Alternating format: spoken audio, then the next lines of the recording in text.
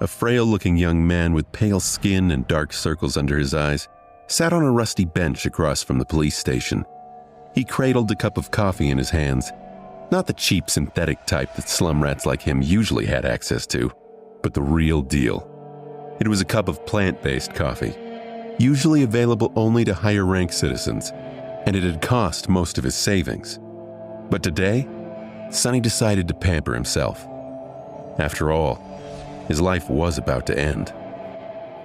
Enjoying the warmth of the luxurious drink, he raised the cup and savored the aroma. Then, tentatively, he took a small sip and immediately grimaced. "Oh, it's so bitter!" Giving the cup of coffee an intense look, Sonny sighed and forced himself to drink some more. Bitter or not, he was determined to get his money's worth. Taste buds be damned. "I should have bought a piece of real meat instead. Who knew actual coffee is so disgusting? Well, it's going to keep me awake at least." He stared into the distance, dozing off, and then slapped himself in the face to wake up. "Ugh, what a ripoff!" Shaking his head and cursing, Sonny finished the coffee and stood up. Rich people living in this part of the city were rushing past the small park on their way to work, staring at him with strange expressions. Looking haggard in his cheap clothes, eyes heavy and bagged from lack of sleep, pallid skin, his frame unhealthily thin, Sonny was indeed out of place here. He tossed the cup into a garbage bin. The cup missed the bin by a wide margin and fell on the ground. Sonny rolled his eyes in exasperation, walked over, and picked it up before carefully putting it in the trash. Then, with a slight grin, he crossed the street and entered the police station. Inside, a tired-looking officer gave him a quick glance and frowned with obvious distaste. "Are you lost, boy?" Sonny looked around with curiosity, noting reinforced armor plates on the walls and poorly hidden turret nests in the ceiling. The officer, too, looked scruffy and mean. At least police stations remain the same wherever you go. "Hey, I'm talking to you." Sonny cleared his throat. No, I'm not lost at all." Then he scratched the back of his head and added, "As demanded by the third special directive, I am here to surrender myself as a carrier of the nightmare spell." The officer's expression instantly changed from irritated to wary. He looked the young man over once again, this time with piercing intensity. "Are you sure you're infected? When did you start showing symptoms?" Sonny shrugged. "A week ago?" The officer became visibly paler. "Shit." Then, with a hurried motion, he pressed a button on his terminal and bellowed, "Attention! Code black in the lobby. I repeat, code black." The nightmare spell first appeared in the world a few decades ago. Back then, the planet was just starting to recover from a series of devastating natural disasters and subsequent resource wars. At first, the emergence of a new disease that caused millions of people to complain about constant fatigue and sleepiness did not attract a lot of attention. But when they started to fall into an unnatural slumber with no sign of waking up even days later, governments finally panicked. Of course, by then, it was already too late. Not that an early response could have made any difference. When the infected started dying in their sleep, their dead bodies turning into monsters, no one was ready. Nightmare creatures quickly overwhelmed national militaries, plunging the world into complete chaos. No one knew what the spell was, what powers it possessed, and how to fight it. In the end, it was the awakened, those who survived the first trials of the spell and came back alive, who put a stop to its rampage. Armed with miraculous abilities earned in their nightmares, they restored peace and created a semblance of a new order. Of course, it was only the first of the catastrophes brought upon by the spell, but as far as Sonny was concerned, none of it had anything to do with him. Not until a few days ago, that is, when he first started having trouble staying awake. For an average person, being chosen by the spell was as much of a risk as an opportunity.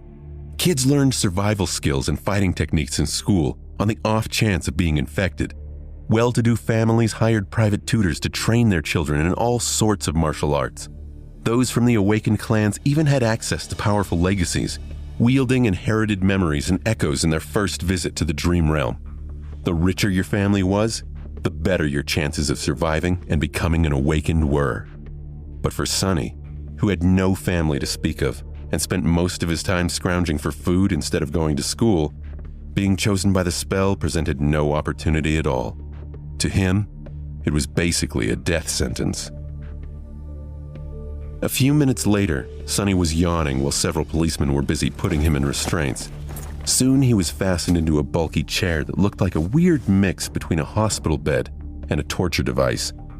The room they were in was situated in the basement of the police station, with thick armored walls and a formidable-looking vault door. Other officers were standing near the walls with automatic rifles in their hands and grim expressions on their faces. Sonny did not particularly care about them. The only thing he could think about was how much he wanted to sleep. Finally, the vault door opened, and a gray-haired policeman walked in. He had a seasoned face and stern eyes, looking like someone who had seen a lot of terrible things in his life. After checking the restraints, the policeman glanced quickly on his wristwatch and then turned to Sonny. What's your name, kid? Sonny blinked a few times, trying to concentrate, then shifted uncomfortably. Sonny. The old policeman raised an eyebrow. Sonny. Strange name. Sonny tried to shrug but found himself unable to move. Some of my friends call me Sunless, since I can seem quite unhappy from time to time. And at least I have a name. Back in the outskirts, not everyone gets one. After another yawn, he added, It's because I was born during a solar eclipse. My mom had a poetic soul, you see. That's why he got this weird-ass name. And his little sister was called Rain, back when she still lived with them at least. Whether it was the result of poetic imagination or simple laziness, he didn't know. The policeman grunted. Do you want me to contact your family? Sonny simply shook his head. There's no one. Don't bother. For a second, there was a dark look on the policeman's face. Then his expression turned serious. All right, Sonny. How long can you stay awake? Not long. The policeman sighed. Then we don't have time for the full procedure. Try to resist for as long as you can and listen to me very carefully, okay? Not waiting for a response, he added, How much do you know about the nightmare spell? Sonny gave him a questioning look. As much as anyone, I guess. Who doesn't know about the spell? Not the fancy stuff you see in dramas and hear in the propaganda broadcasts. I mean, how much do you really know? That was a hard question to answer. Don't I just go into the dream realm, kill a few monsters to complete the first nightmare, receive magic powers, and become an awakened? The old policeman shook his head. Listen carefully. Once you fall asleep, you'll be transported into your first nightmare.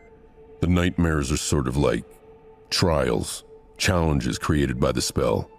Once inside, you'll meet monsters, horrible creatures who will test you, fight you, try their damnedest to break you. But you'll also meet people. They aren't worth trusting either. Your best bet is to fight for yourself. Remember, they are not real. They're just illusions conjured up to test you. How do you know? The policeman just stared at him. I mean, no one understands what the spell is and how it works, right? So, how do you know that they're not real? You might have to kill them, kid. So, do yourself a favor and just think about them as illusions. Oh. The old policeman waited for a second, then nodded and continued. A lot of things about the first nightmare depend on luck. Generally, it shouldn't be overwhelmingly hard. The situation you're in, the tools you have at your disposal, and the creatures you have to defeat should be within the range of your abilities at least. After all, the spell sets up trials, not executions. You're a bit disadvantaged due to, your circumstances. But kids from the outskirts are tough. Don't give up on yourself. Uh-huh. Sonny was getting more and more sleepy. It was becoming hard to follow the conversation. About those magic powers you mentioned, You will indeed receive them if you survive until the end of the nightmare. What those powers will be exactly depends on your natural affinity as well as what you do during the trial. But some of it will be at your disposal right from the start. The voice of the old policeman sounded more and more distant. Sonny's eyelids were so heavy that he was struggling to keep his eyes open. Remember, the first thing you must do once inside the nightmare is to check your attributes and your aspect. If you get a combat-oriented aspect, something like a swordsman or an archer, things will be easier. If it is reinforced by a physical attribute, then that's even better. Combat aspects are the most common, so the probability of receiving one is high. The armored room was growing dimmer.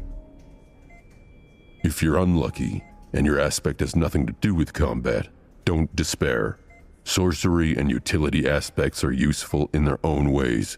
You'll just have to be smart about it. There are really no useless aspects. Well, almost. So just do anything in your power to survive. If you survive, you'll be halfway to becoming an awakened. But if you die, you'll open a gate for a nightmare creature to appear in the real world. Which means that my colleagues and I will have to deal with it, so please, don't die sunless.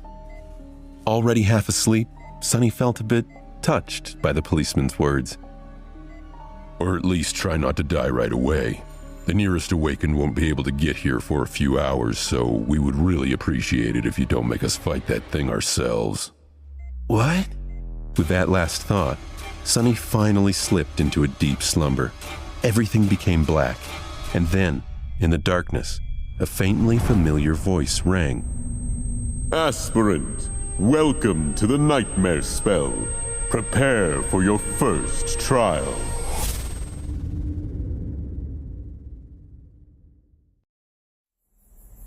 Sonny dreamt of a mountain, jagged and lonesome. It dwarfed other peaks of the mountain chain, cutting the night sky with its sharp edges. A radiant moon bathed its slopes in the ghostly pale light. On one of the slopes, the remnants of an old road stubbornly clung to the rocks. Here and there, paved stones could be seen through the snow. They were worn and showed signs of weathering. A sheer cliff face formed an impregnable wall to the right side of the road. On the left, a silent black sea of nothingness indicated an endless fall. Strong winds crashed into the mountain over and over again, screaming in powerless rage. Suddenly, the moon fell over the horizon. The sun rose from the west, streaked across the sky, and disappeared in the east. Snowflakes jumped from the ground and returned to the embrace of the clouds. Sonny realized that he was seeing the flow of time in reverse. In an instant, hundreds of years flew by. The snow retreated, bearing the old road. Cold shivers ran down Sonny's back as he noticed human bones littering the ground. A moment later, the bones were gone, and in their place, a slave caravan appeared. Moving backward down the mountain, the clamoring of chains echoed hauntingly through the peak. Time slowed, stopped, and then resumed its usual pace.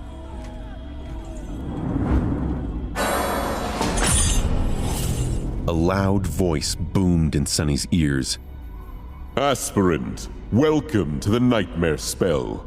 Prepare for your first trial. Sonny searched around for the source of the voice, but saw nothing.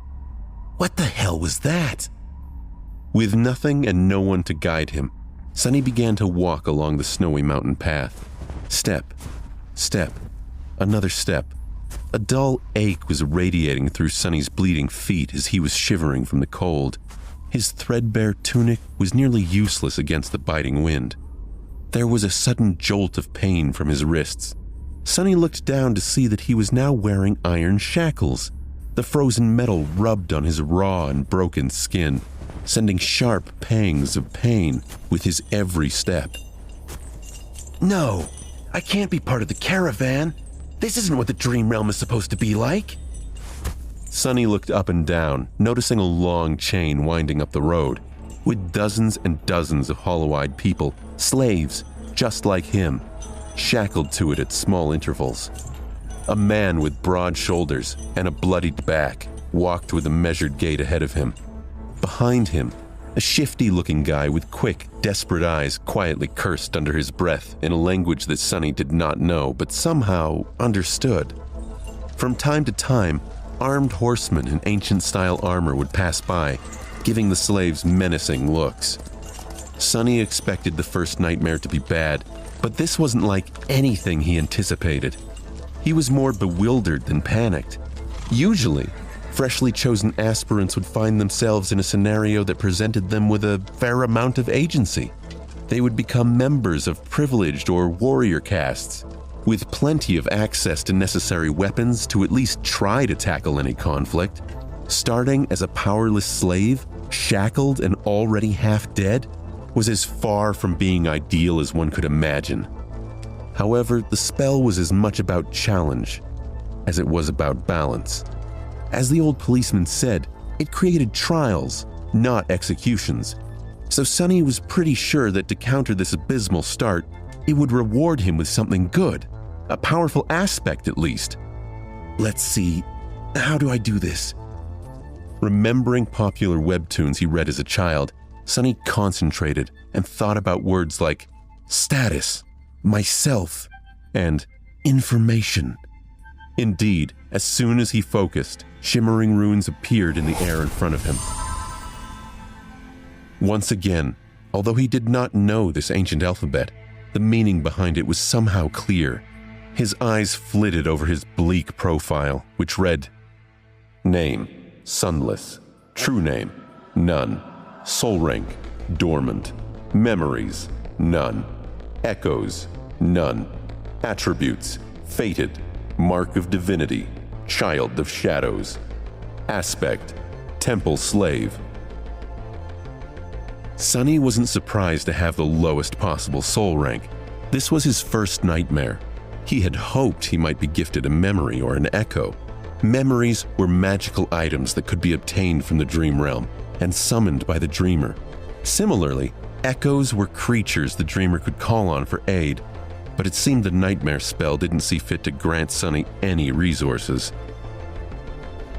Sonny knew he couldn't focus on what he hadn't been granted.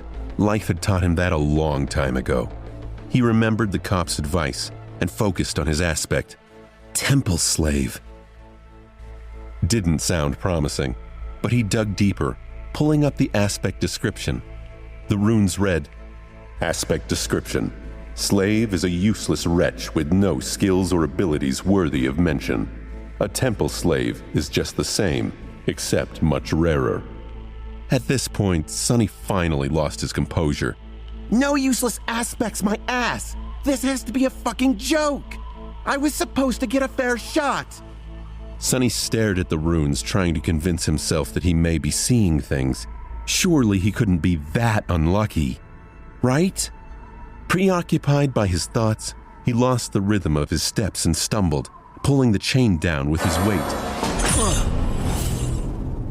Immediately, the shifty guy behind him screamed, Yeah, I'm shifty, see? Whores bastard, watch where you're going! Sonny hurriedly dismissed the runes, which were only visible to him, and tried to recover his balance. A moment later, he was once again walking steadily. However, not before inadvertently pulling on the chain one more time. The man behind him snarled, You little shit, I'm gonna kill you. The broad-shouldered man in front of Sonny chuckled without turning his head. Why bother? The weakling will be dead by sunrise anyway. The mountain will kill him. It'll kill you and me too, just a bit later. I don't know what the Imperials are thinking, forcing us into this cold. The shifty guy gasped. Speak for yourself, fool. I'm planning to survive. Sonny silently shook his head and concentrated on not falling again. What a charming pair. Suddenly, a third voice joined the conversation from somewhere further back. This one sounded gentle and intelligent. This mountain pass is usually much warmer this time of year. We just had really bad luck. Also, I would advise you against harming this boy. The Weasley man sounded annoyed. Why's that? Sonny turned his head slightly.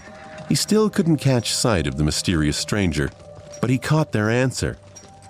Haven't you seen the markings on his skin? He is not like us, who fell into slavery due to debts, crimes, or misfortune. He was born a slave. A temple slave, to be precise. Not long ago, the Imperials destroyed the last temple of the Shadow God. I suspect that this is how the boy ended up here. The broad-shouldered man cast a look back. So what? Why should we be afraid of a half-forgotten weakling god? He couldn't even save his temples. Despite the other men's attitudes, the third person remained calm. The Empire is protected by the mighty War God. Of course, they're not afraid to burn down a few temples. But we, here, are not protected by anything or anyone. Do you want to risk angering a god? The broad-shouldered man grunted, not willing to answer. Their conversation was stopped by a young soldier riding a beautiful white horse. Clad in a simple leather cuirass, armed with a spear and a short sword, he looked dignified and noble. To Sonny's irritation, the asshole was really pretty, too. If this was a historical drama, the soldier would be a male lead. There was no particular menace in his voice, even something resembling concern. What is going on here? When everyone hesitated, the gentle-voiced slave answered, It is nothing, sir. We are all just tired and cold, especially our young friend over there. This journey is truly too hard for someone that young. The soldier looked at Sonny with pity, and the teen felt resentment bubble up in him. Who was this soldier to look at him like that? He couldn't be that much older. The soldier sighed and took a flask from his belt before extending it to Sonny. Bear with it a little more, child. We will stop for the night soon. For now, here, drink some water. Being called a child struck close to home for Sonny. He was 18, but due to his thin body and small stature, both caused by malnourishment, Sonny was often mistaken for someone younger. Usually he didn't hesitate to use it to his advantage, but for now, for some reason, being called a child irked him. Still, he was thirsty. He was about to take the flask when a whip cracked in the air, and suddenly Sonny was in a world of pain. He stumbled, once again pulling on the chain and causing the shifty slave behind him to curse. Another soldier, this one older and angrier, stopped his horse a few steps back. The whip that sliced the back of Sonny's tunic open and drew blood belonged to him. Without even glancing at the slaves, the older soldier pierced his younger colleague with a disdainful glare. What do you think you're doing? The young soldier's face darkened. I was just giving this boy some water. The older soldier glowered. He'll receive water with the rest of them, once we camp. The pretty one attempted to argue, but his fellow soldier wasn't willing to listen. Shut your mouth. These slaves are not your friends, understood? They're not even people. Treat them like people and they'll begin imagining things. The young soldier looked at Sonny, then lowered his head and put the flask back on his belt. His companion nodded. Don't let me catch you making friends with the slaves again, newbie. Or next time it will be your back tasting my whip. As if to illustrate his intention, the older soldier cracked his whip in the air and rode past them, radiating threat and anger. Sonny watched him go with well-concealed malice. I don't know how, but I will watch you die first.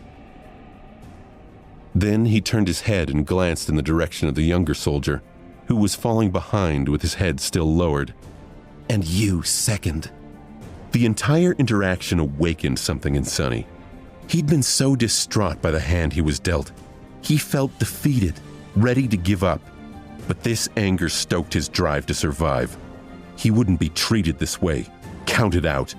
He was going to survive and become awakened.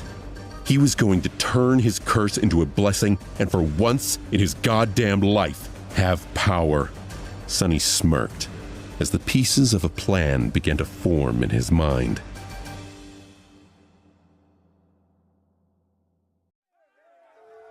His interaction with the soldier left Sonny in a dark mood, but he pulled himself out of it and inhaled deeply, trying to enjoy the fresh air. Indeed, air like that was hard to come by in the real world. Microdust and other pollutants made it rough and unpleasant, not to mention the general stench of the outskirts. In the better parts of the city, sophisticated filtration systems worked diligently. However, filtered air tasted sterile and stagnant. Only the very rich had access to truly pleasant breathing. And here he was, able to enjoy an unlimited amount of pristine, delicious air, like a second-generation elite. At least I've gotten to breathe real air before I die. However, these real-world luxuries were laughably overshadowed by the fact that he was stuck in a chain gang. The cold was dreadful, and his wrists and feet throbbed in agony. The slave caravan slowly dragged itself up the mountain, with more and more slaves stumbling and periodically falling to the ground. A couple of times, those who could not walk anymore were taken off the chain and unceremoniously tossed off the side of the mountain, down into the abyss that loomed to the left of it. Every time it happened, Sonny was powerless to do anything but stand by and watch, his heart a mix of fear and compassion. Poor fellows. Rest in peace, you pitiful souls. Sonny remembered what the older police officer had told him about the humans here. They weren't real. Keeping that in mind, Sonny forced himself to push their suffering out of his mind and focus on preserving his own life. It was a bit strange trying to find things to be happy about in the midst of this disaster of a nightmare.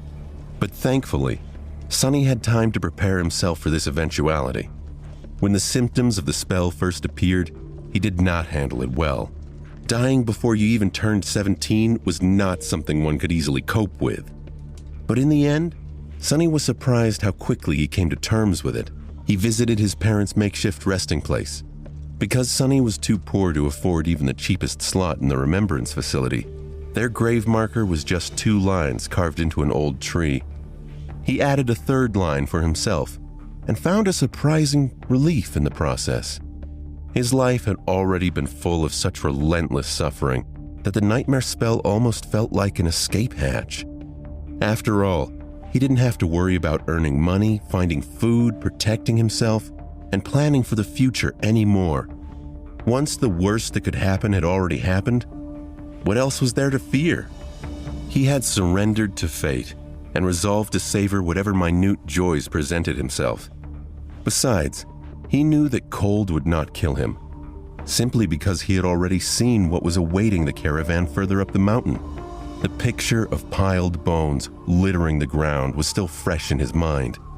Most likely, a pack of monsters that were going to do the caravan in, and by the look of it, the attack was going to take place in a matter of hours, not days. The nightmare spell hadn't given him any resources, but the insight it provided could be good for something. The foreknowledge was his only hope of escaping this grisly fate, so he had to use it wisely. Sonny decided to take another look at his status and summoned the runes again. The last time, he was too outraged by the aspect and didn't study the attributes well. While not as important as one's aspect, the attributes were often the deciding factor between life and death. They represented one's natural traits and affinities, sometimes even providing passive abilities and effects. The runes read, Fated. Attribute description. The strings of fate wrap tightly around you. Unlikely events, both good and bad, are drawn by your presence. There are those who are blessed, and there are those who are cursed, but rarely both. Mark of Divinity. Attribute description. You bear a faint scent of divinity, as though someone briefly touched by it once, a long time ago. Child of Shadows. Attribute description. Shadows recognize you as one of their own. Sonny didn't know what to make of the unusual collection of attributes. Interesting. He recognized the first attribute, Fated, as the main culprit of his predicament. At first glance, it seemed to indicate that he was destined for a certain fate, To die miserably and vanish without trace, for example.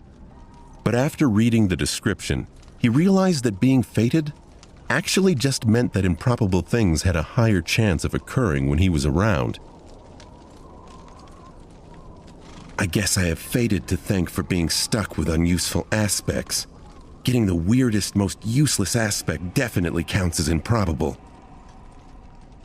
Sonny reasoned that his other two aspects, Mark of Divinity and Child of Shadows, must be linked to his role as a temple slave. Mark of Divinity theoretically came with some solid perks. It could be used to enhance several types of sorcery and allow access to certain sacred places inside the Dream Realm. Unfortunately, there were no sacred places in sight, and Sonny's aspect had nothing to do with sorcery, so it was useless too. Sonny's third aspect perplexed him. He had never heard of Child of Shadows before, and the attribute description didn't give much indication of any practical effects it might have. Soon, the sun began to dip behind the mountain, and the sky began to darken. To his surprise, Sonny found himself able to see perfectly in the darkness. This had to be related to his Child of the Shadows attribute. This ability didn't provide any immediate hints toward escaping, but it was nothing to scoff at. Maybe the shadows would reward him with some other yet unknown gifts. Finally, something good. I wonder if I can... The leader soldier's voice boomed. Stop the caravan. Prepare to camp. Following the head soldier's order, the slaves stopped and fell to the ground, shivering and exhausted. The small clearing where the road widened was somewhat protected from the wind by a protruding mass of rock, but it was still too cold to rest with ease. The soldiers got busy, herding the slaves into a tight circle, forcing them to share warmth, and lighting up a large bonfire in the center of the camp, although not before tending to their horses. The heavy wagon to which the main chain was firmly affixed was pushed forward to block the wind. While looking around, Sonny noticed the young soldier from before, watching the mountain with a complicated look on his face. Sonny rolled his eyes. What a weirdo. Soon, the bonfire was blazing. The stronger slaves tried to find their way closer to the fire, while the weaker ones, like Sonny, were forced to sit at the outer end of the circle, with their backs freezing in the cold. Of course, any movement was encumbered by the fact that they were still shackled to the chain. That's why the familiar broad-shouldered slave ended up just where he started, despite all of his efforts to get closer to the flame. Damn Imperials, he hissed, clearly irritated. The soldiers walked among the slaves, portioning out water and food. Sonny, just like everybody else, received a few sips of icy water and a small piece of rock-hard moldy bread. Despite its unappetizing look, he forced himself to eat the whole thing, just to be left as hungry as he was before. By the looks of it, he wasn't the only one. The shifty slave that had been walking behind him looked around in anguish. By all the gods, they used to feed me better even in the dungeons. He spat on the ground, desperate. And most of us innocent men in the dungeon were there waiting to visit the gallows, too. A few steps away from them, where the paved road ended and sharp rocks began, a scattering of bright red berries were growing from the snow. Sonny had noticed them before, clustering here and there along the road, and even noted how pretty those resilient things looked, contrasted against the white. The shifty slave's eyes glistened as he tried to crawl toward the berries on all fours. I would advise against eating those, friend. It was the gentle-voiced slave again. Sonny turned around and finally saw him in the flesh. He was a tall man in his 40s, lean and scraggly, handsome, with a dignified look of a scholar. How a man such as him ended up a slave was a mystery, yet there he was. The shifty slave scowled. You always have something to say, don't you? Why should I listen to you? The scholar smiled apologetically. Those berries are called bloodbane.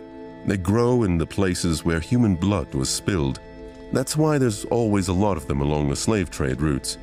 The shifty slave rolled his eyes. So what? The older man sighed. Bloodbane is poisonous. A few berries might be enough to kill an adult man. The shifty slave flinched back and glared at the scholar. Curses! The slave's dispute was lost on Sonny, who had an uneasy feeling in his stomach. As he looked around the camp, he recognized the markings on the mountain walls. This is where he had seen the visions of slaughtered corpses when he first started the nightmare. His stomach turned. As he closed his eyes, he could still see the mounds of cracked and shattered bones peeking out through the snow. He felt a chill run through his bones. This was where they were going to die. Sonny spun around in a panic, anxious to see if he could see some sort of nightmare creature waiting to devour them all. His chains rattled and pulled taut. He realized even if he saw the monster coming, he would be powerless to fight or flee. He was a sitting duck. As if on cue, there was a thunderous roar from above them in the mountains. The soldiers and other slaves stirred, realizing for the first time they were in grave danger. But it was too late. A massive dark form came crashing from the sky. Sonny yanked at his chains, trying to weasel away, but the being was falling at them way too fast.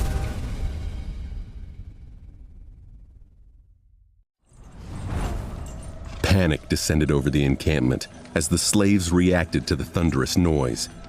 As they turned to face it, they watched waves of boulders and heavy shards of ice raining down upon them.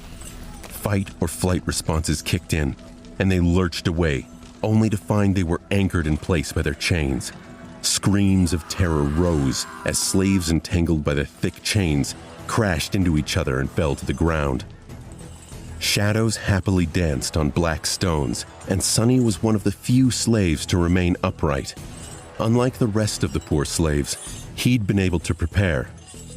Calm and collected, he gazed at the night sky, his attribute-enhanced eyes piercing the darkness, and took one measured step back. In the next second, a piece of ice the size of a man's torso hit the ground right in front of him and exploded, showering everything around with sharp shards. Others weren't that quick. As ice and stones continued to rain, many were wounded, and a few even lost their lives. Agonizing wails filled the air.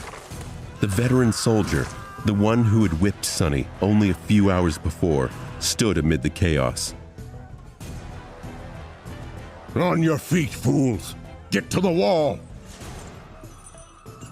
He angrily tried to get the slaves to move toward the relative safety of the mountain slope. However, before anyone could heed his command, something massive came crashing down, sending a tremor through the stones beneath their feet.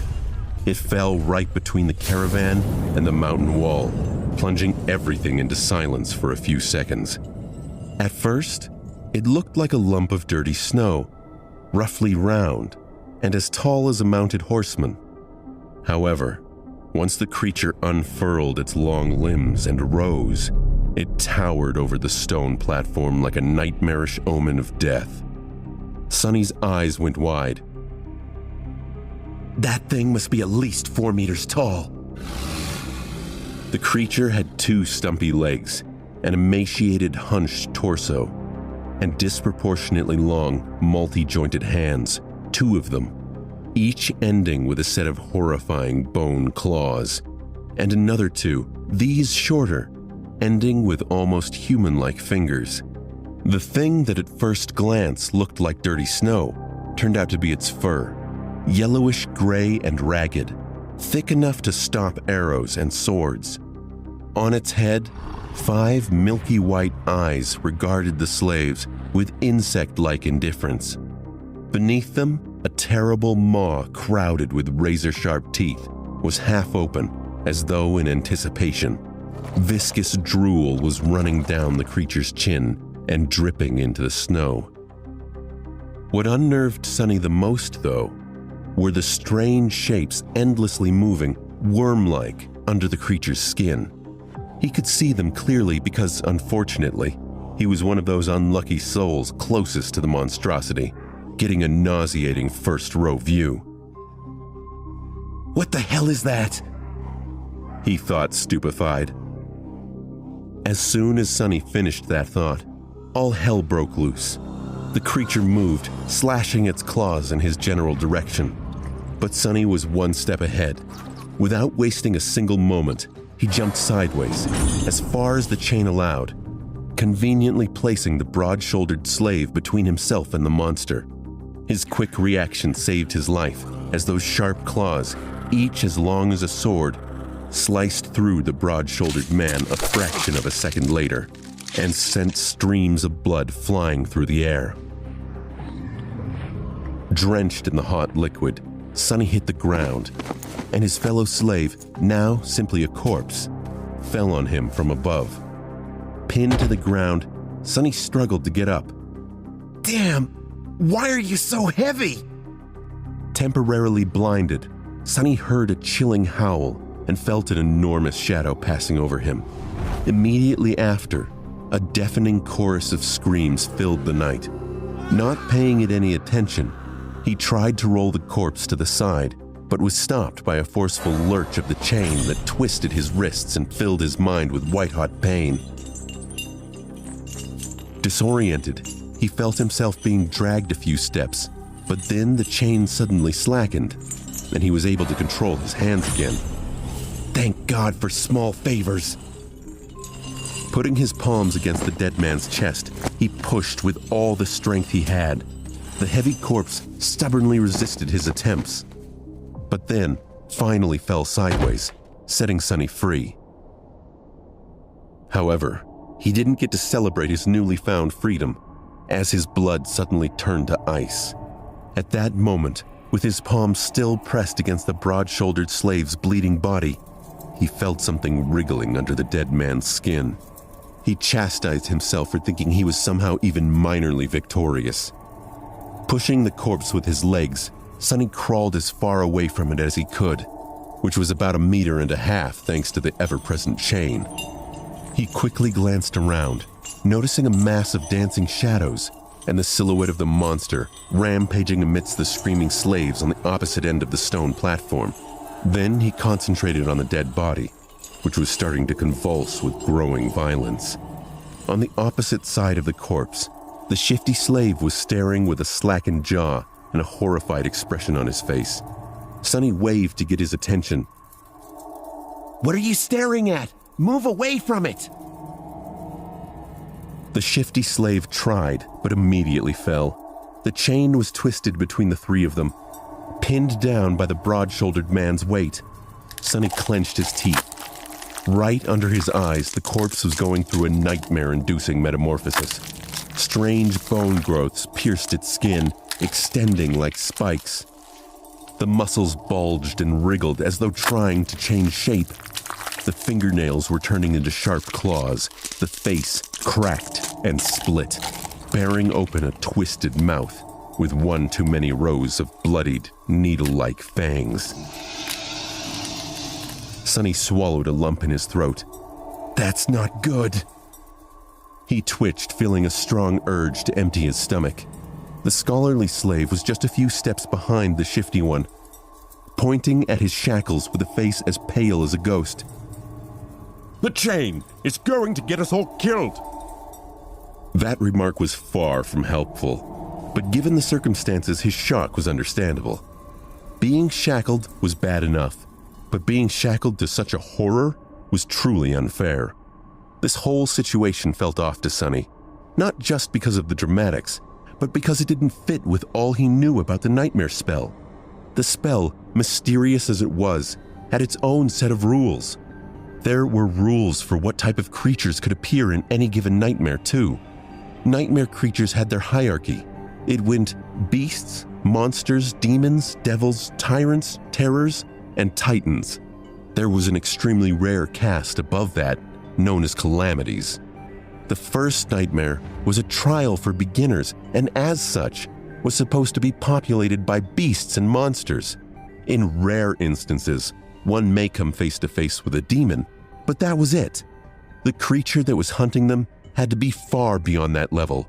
Nightmare creatures' powers increased with their level, and the skill this animal had just shown, the ability to create a lesser version of itself, was something that was only seen in tyrants and above. What was this tyrant even doing in a first nightmare? Was it because of Sonny's damned fated attribute? How many more times would this screw him over? But there was no time to ponder. Unfair or not, there was only one person now who could save Sonny. Himself. The broad-shouldered man, what was left of him, slowly rose, his mouth producing strange clicking noises. Without giving him time to fully come to his senses, Sonny cursed and jumped forward, grabbing onto the length of the slackened chain.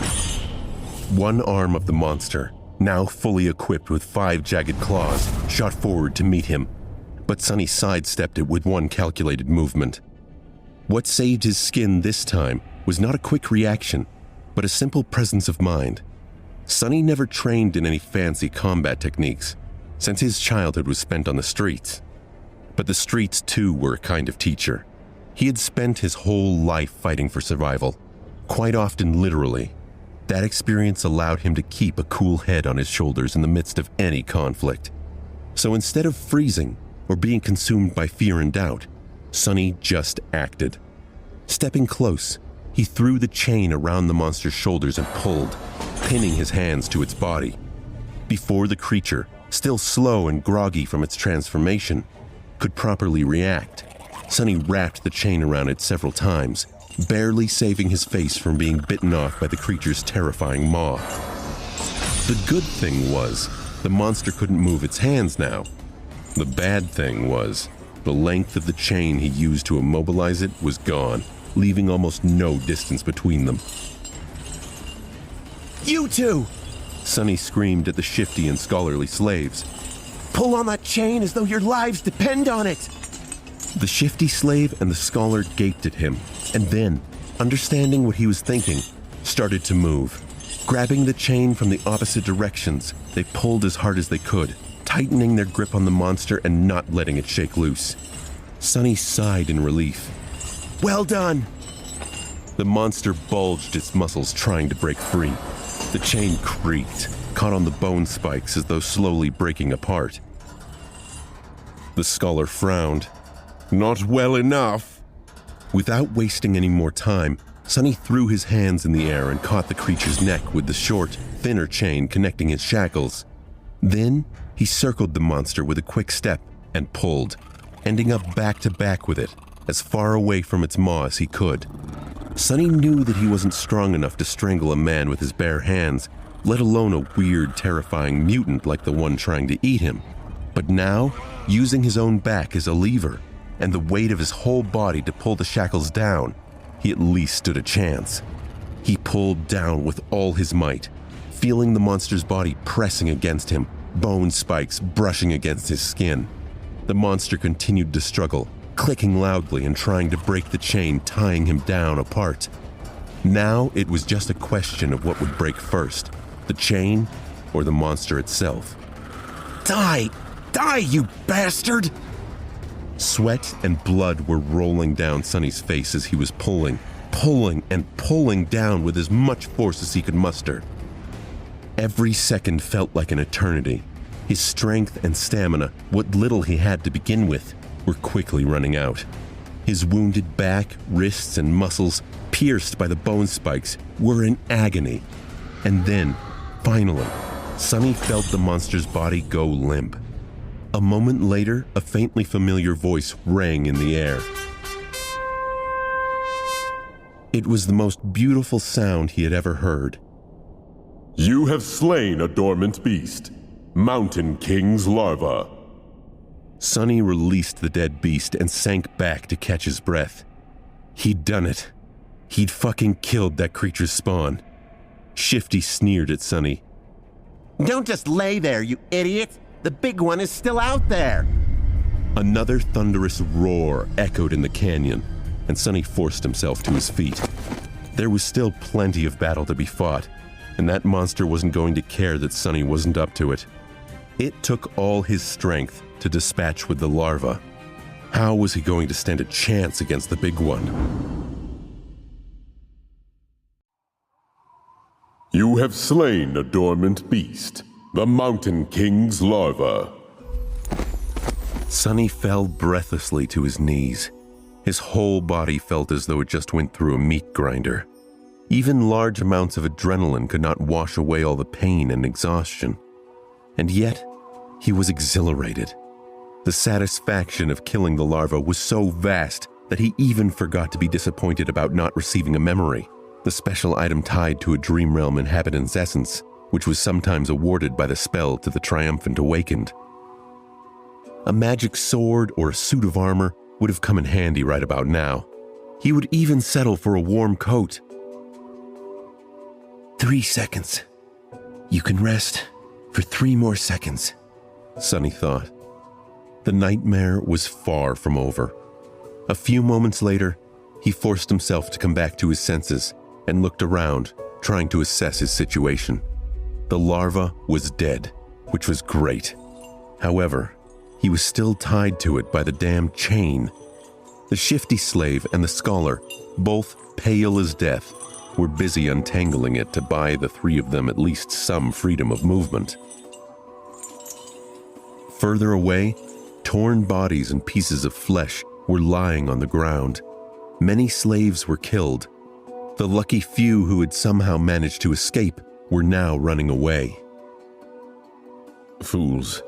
They're dooming themselves. The chain jerked towards where they ran, but then suddenly went slack. A burst of hope filled Sonny's chest, but it was quickly dashed when he realized he was still attached to the scholar and the shifty slave. At some point, the chain must have broken in 2. If their shackles had a less sophisticated locking mechanism, he would have tried to pick the lock and free himself. Unfortunately, each pair was fixed to a specific link. Without unlocking them, no one was going anywhere. The tyrant, Mountain King, was hidden from sight by the bright glow of the bonfire. Sonny could feel his movements, however, due to the subtle tremors spreading through the stones. Screams of the slaves who were yet to perish filled the night. The soldiers, who were still alive, bellowed out, desperately trying to fight off the monstrosity. What pulled Sonny's attention the most, however, was the fact that several of the maimed bodies were starting to move. More larvae? His eyes widened. One after another, 4 more corpses slowly rose to their feet. Each beast looked as disgusting as the first had, and not a bit less deadly. The nearest was mere feet away from Sonny. Damn it all! He thought. Then, weakly, I want to wake up! A strange clicking filled the air. One of the beasts turned its head towards Sonny's group of slaves and gnashed its fangs. The shifty slave fell on his ass, whispering a prayer, while the scholar just froze in place.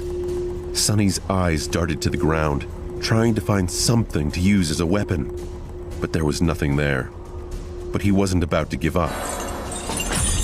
Full of vitriol, he simply wrapped a length of chain around his knuckles and raised his fists.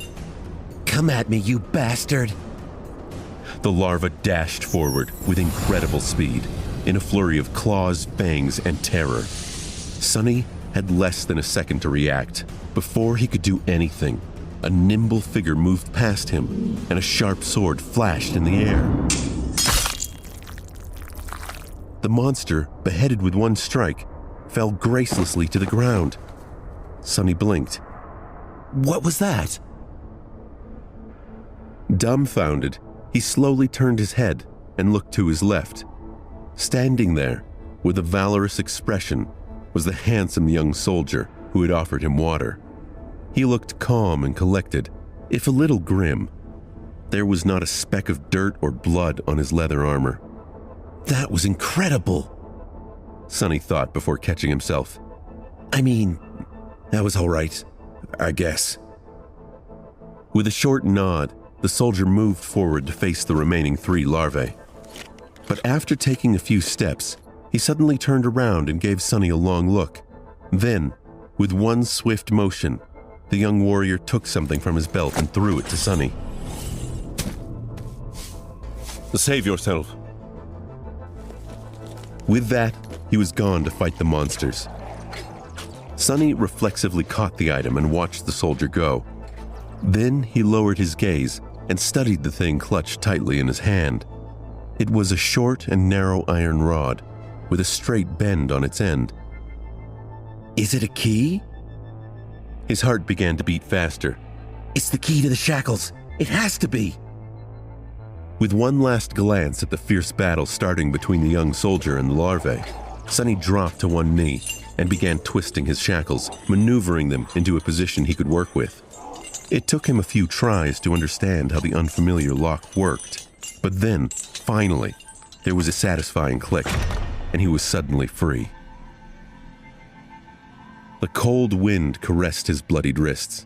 Sonny rubbed them and smiled with a dark gleam in his eyes. For a moment, visions of violence and revenge filled his head. Boy, over here! The shifty slave was waving his hands in the air, trying to get his attention. Sonny briefly considered leaving him to die, but then decided against it. There was strength in numbers. He hurried over to the other two slaves and quickly unlocked their shackles. As soon as the shifty slave was free, he pushed Sonny away and did a little dance, laughing like a maniac. Ha! Free at last! Gods must be smiling upon us. The scholar was more reserved. He squeezed Sonny's shoulder in gratitude and smiled weakly, casting a tense look in the direction of the ensuing fight. 2 of the 3 larvae were already dead. The third one was missing an arm, but still trying to tear its opponent apart. The young soldier danced around it, moving with the grace of a natural-born warrior. What are you waiting for? Run! The shifty slave made a move to run away, but was stopped by the scholar. Benny, my friend, I would... If you say advise again, Fraser, I swear to the gods I will bash your head open. The 2 slaves looked at each other with open animosity. A moment later, Fraser lowered his eyes and sighed. If we run away now, we will surely die. Why? The older slave simply pointed at the tall bonfire. Because without that fire, we will freeze to death before the night is over. Until the sun rises, running away is suicide. Sonny did not say anything, knowing that Fraser was right. He realized it right after strangling the larva. No matter how terrible Mountain King was, the bonfire was still their only lifeline in this frozen hell. It was as what the broad-shouldered slave, may he rest in peace, had said. There was no need for anyone to kill them. The mountain itself would do it. So what? I would rather freeze to death than be eaten by that monster. Or, turn into one of those things. Benny was pretending to be brave, but there was no conviction in his voice. He glanced at the darkness surrounding the stone platform and shivered before taking a small step back. At this point, the third larva was long dead, and the young soldier was nowhere to be seen. He had probably gone to join the fight at the other side of the bonfire, leaving the 3 slaves alone at the mountainside part of the stone platform. The monster might be sated with those it had already slain. It might be defeated or driven away by the Imperials. If we stay here, we have a chance to survive, however small. But if we run away, our doom will be certain. So what do we do? Unlike Fraser, Sonny was sure that the Mountain King would not be satisfied until all of the trespassers to its lands were dead. What chance did a bunch of mortals have to defeat such a tyrant? Even if they were not normal people but awakened, a fight with a tyrant was not something one could easily survive, let alone win. But if they wanted to live, they had to get rid of that thing somehow. Let's go take a look. Benny looked at him as though seeing a lunatic. Are you insane? You want to get closer to that beast? As if on cue, the great beast roared in the distance. Sonny shrugged. We have to do something. I'd rather die fighting. Come on. Sonny turned and strode off toward the rampaging monster.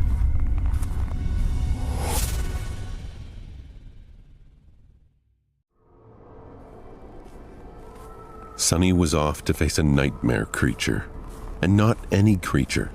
but one of the highest categories of terrifying creatures that existed within the nightmare realm. A dreaded, fearsome tyrant. The odds of survival were so low that anyone would have laughed in his face if he were to ever suggest attempting to fight it. Only an awakened that was at least 2 or 3 ranks above the creature would have stood a chance. Sonny certainly wasn't one of those. And yet, he had to deal with this Mountain King somehow to avoid an even more miserable death. The ridiculous degree to which the odds were stacked against him from the very beginning of this delayed execution had gotten old a long time ago. He didn't have the energy to even bother thinking about it. What was there to fear anyway? He was already as good as dead, so why worry about it? On the other side of the bonfire, things were turning from bad to worse. Most of the slaves were already dead. A few soldiers were still desperately trying to fight the monster, but it was clear that they weren't going to last long. Right in front of Sonny's eyes, the tyrant picked up a dead slave, dragging the chain up with him, and opened its terrifying maw wide. With one crushing bite, the slave's body was torn in half, leaving only bloodied stumps inside the shackles. The Mountain King's 5 indifferent milky eyes stared into the distance as it chewed, streams of blood flowing down its chin. Seeing that the creature's upper arms were busy, one of the soldiers screamed and lunged forward, brandishing his long spear. Without turning its head, the tyrant extended one of its shorter lower arms, catching the soldier's head in an iron grip. It squeezed, crushing the poor man's skull like a grape. A moment later, the headless body was tossed over the cliff, disappearing into the abyss below. Benny doubled over, vomiting violently into the snow. Then he shakily rose to his feet and glared at Sonny. Well, we've had a look. Now what? Sonny did not answer, pensively observing the tyrant with his head slightly tilted to one side. Benny turned to Frazier. I'm telling you, old man, the boy is sick in the head. How the hell can he be so calm? Shh! Lower your voice, fool. Blood drained from Benny's face as he clapped his hands over his mouth. Then he cast a fearful look in the direction of the tyrant. Luckily, the abomination was too busy feasting on the slaves, the lucky ones who were already dead, and the unlucky ones who were still alive, to pay them any attention. Benny slowly exhaled. Sonny was preoccupied with thinking, measuring his chances of survival. How do I get rid of that thing? He didn't have any special powers, nor did he have an army ready to bury the tyrant under a mountain of bodies. He didn't even have a weapon to at least scratch the damn bastard. Sonny moved his gaze and looked past the creature into the endless darkness of the moonless sky. Suddenly, a bright flash streaked in the air and collided with one of the tyrant's arms. The collision burst and sparks rained down onto the mountainside. The young soldier, Sonny's heroic liberator, had just tossed a burning piece of wood at the monster and was now defiantly raising his sword. Face me, devil! A distraction. Perfect. Sonny knew there was no way he could kill the Mountain King with his own 2 hands. He decided to enlist some help. A human wouldn't be up to the task, but a force of nature on the other hand. Since I can't do the bastard in myself, let's make gravity do it for me. He was in the middle of thinking over the details of the plan when the young hero's foolish bravado presented an opportunity. Now, everything depended on how long the pompous idiot would manage to stay alive. Come with me, Sonny said as he started running toward the far end of the stone platform, where the heavy wagon was perched dangerously close to the edge of the cliff. Benny and Frazier shared a hesitating look, but followed him anyway. Benny muttered under his breath, Is this calm confidence or madness? Frazier shook his head. Who knows, but it is often the mad who are favored by the gods. Behind them, the young heroic soldier nimbly ducked under the tyrant's claws, slashing it with his sword. The sharp edge slid ineffectively across the dirty fur, not leaving even a scratch on the creature's flesh. In a flash, the tyrant moved with frightening speed, throwing all four of its hands in the direction of its new, irritating foe. Meanwhile, Sonny ran with all his speed towards the wagon. Once he reached it, he hurriedly looked around, checking if there were any larvae close by. Once he was sure he was in the clear, he pushed the wagon, trying to move its rear wheels. The wagon was left at the upper end of the stone platform, where it narrowed and turned back into the road. It was turned sideways to block the wind, with its front facing the mountain wall and its back facing the cliff. There were two large wooden wedges placed under the rear wheels to prevent the wagon from rolling backward. Sonny turned to his companions and pointed at the wedges. When I tell you, remove both of them, then push. Understand? What? Why? Benny stared at him with a dumbfounded expression on his face. Fraser just looked at the wedges and then at the tyrant. The young soldier was miraculously still alive. He was weaving between the creature's limbs, always just half a second away from being completely eviscerated. From time to time, his sword flashed in the air, but to no avail. The Mountain King's fur was too thick, and his skin too tough to be harmed by mundane weapons. There was a hint of apprehension on the young warrior's face. All the other soldiers, as far as Sonny could see, were already dead. Sonny needed that soldier to live a little bit longer. Don't die yet, he thought. To Benny, he simply said, "Just do it. Trust me." The next moment, Sonny was running again, trying to follow the chain from the brace where it was fixed to the wagon. The thing he was searching for was hard to notice due to all the bodies, blood, and viscera littering the stone platform. But for once, luck was on his side. A short amount of time later, he had found what he needed, the torn end of the chain. Finding the nearest set of shackles, complete with a horribly disfigured body of a slave locked in them, Sonny plopped down on his knees and scrambled to unlock them. With a sideways glance, Sonny noticed the brave young soldier flying through the air, finally caught by one of the tyrant's strikes. Incredibly, the young soldier managed to land on his feet, sliding several feet across the stones. All of his limbs were still in place. There were no terrible wounds on his body either. Without skipping a beat, the soldier rolled forward, picking up his sword from where it fell on the ground, and then rolled once more, this time sideways, narrowly avoiding a heavy stomp from the creature's foot. With a resounding click, Sonny finally managed to unlock the shackles, shaking the dead slave out of them. He promptly locked them once again, this time around the chain itself, ending up with a makeshift slipknot and loop. Now, everything depended on his resolve, hand-eye coordination, and luck. Turning to Benny and Fraser, who were still waiting by the wagon, he screamed, "Now!" Then, picking up a sizable length of chain, Sonny stood up and faced the tyrant. The young soldier spared him half a glance. His eyes lingered on the chain for a moment, and then quickly followed it to the wagon. Without showing a hint of emotion, the young warrior doubled his efforts, drawing the creature's attention away from Sonny. Sonny focused on the weight of the chain in his hands, the distance between him and the tyrant, and his target. Time seemed to slow. "Please, don't miss." Gathering all of his strength, Sonny spun and threw the chain in the air. Like a fisherman casting his net, the loop opened as it flew, closing in on the position of the fight between the young soldier and the tyrant. Sonny just needed the loop to land on the ground, close enough to them that once one of the tyrant's feet landed in the trap, he could pull on the chain and tighten it around the monster's ankle. In the last moment, the Mountain King suddenly flinched back, and instead of falling on the ground, the chain loop landed perfectly around its neck. A second later, it tightened, acting as an iron noose.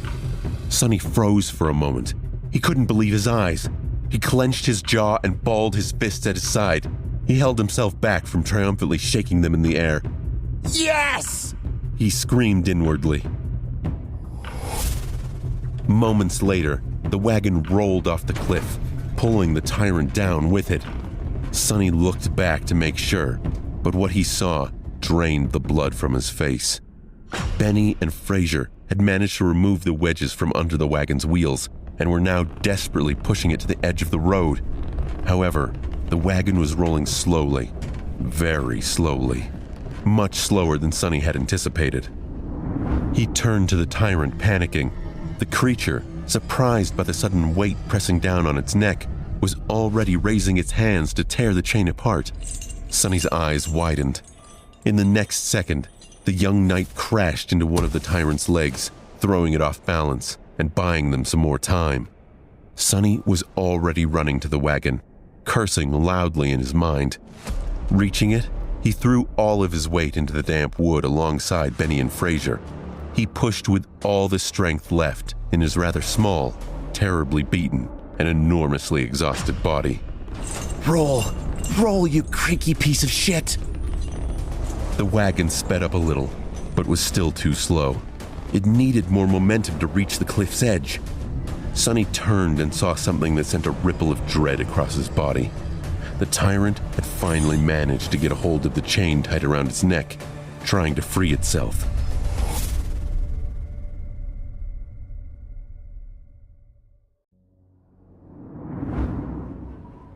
Roll, you creaky piece of shit.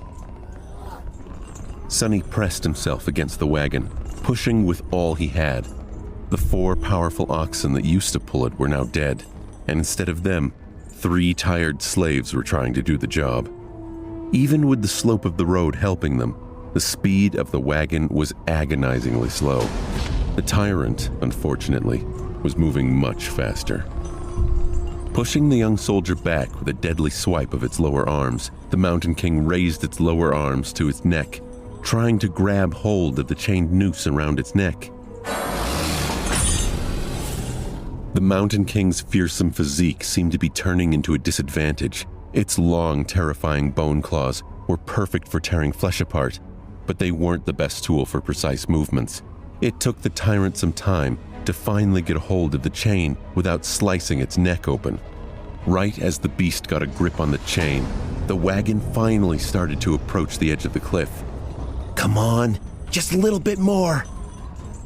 The wagon's rear wheels finally slid from the road, hanging over the dark, seemingly bottomless pit beneath.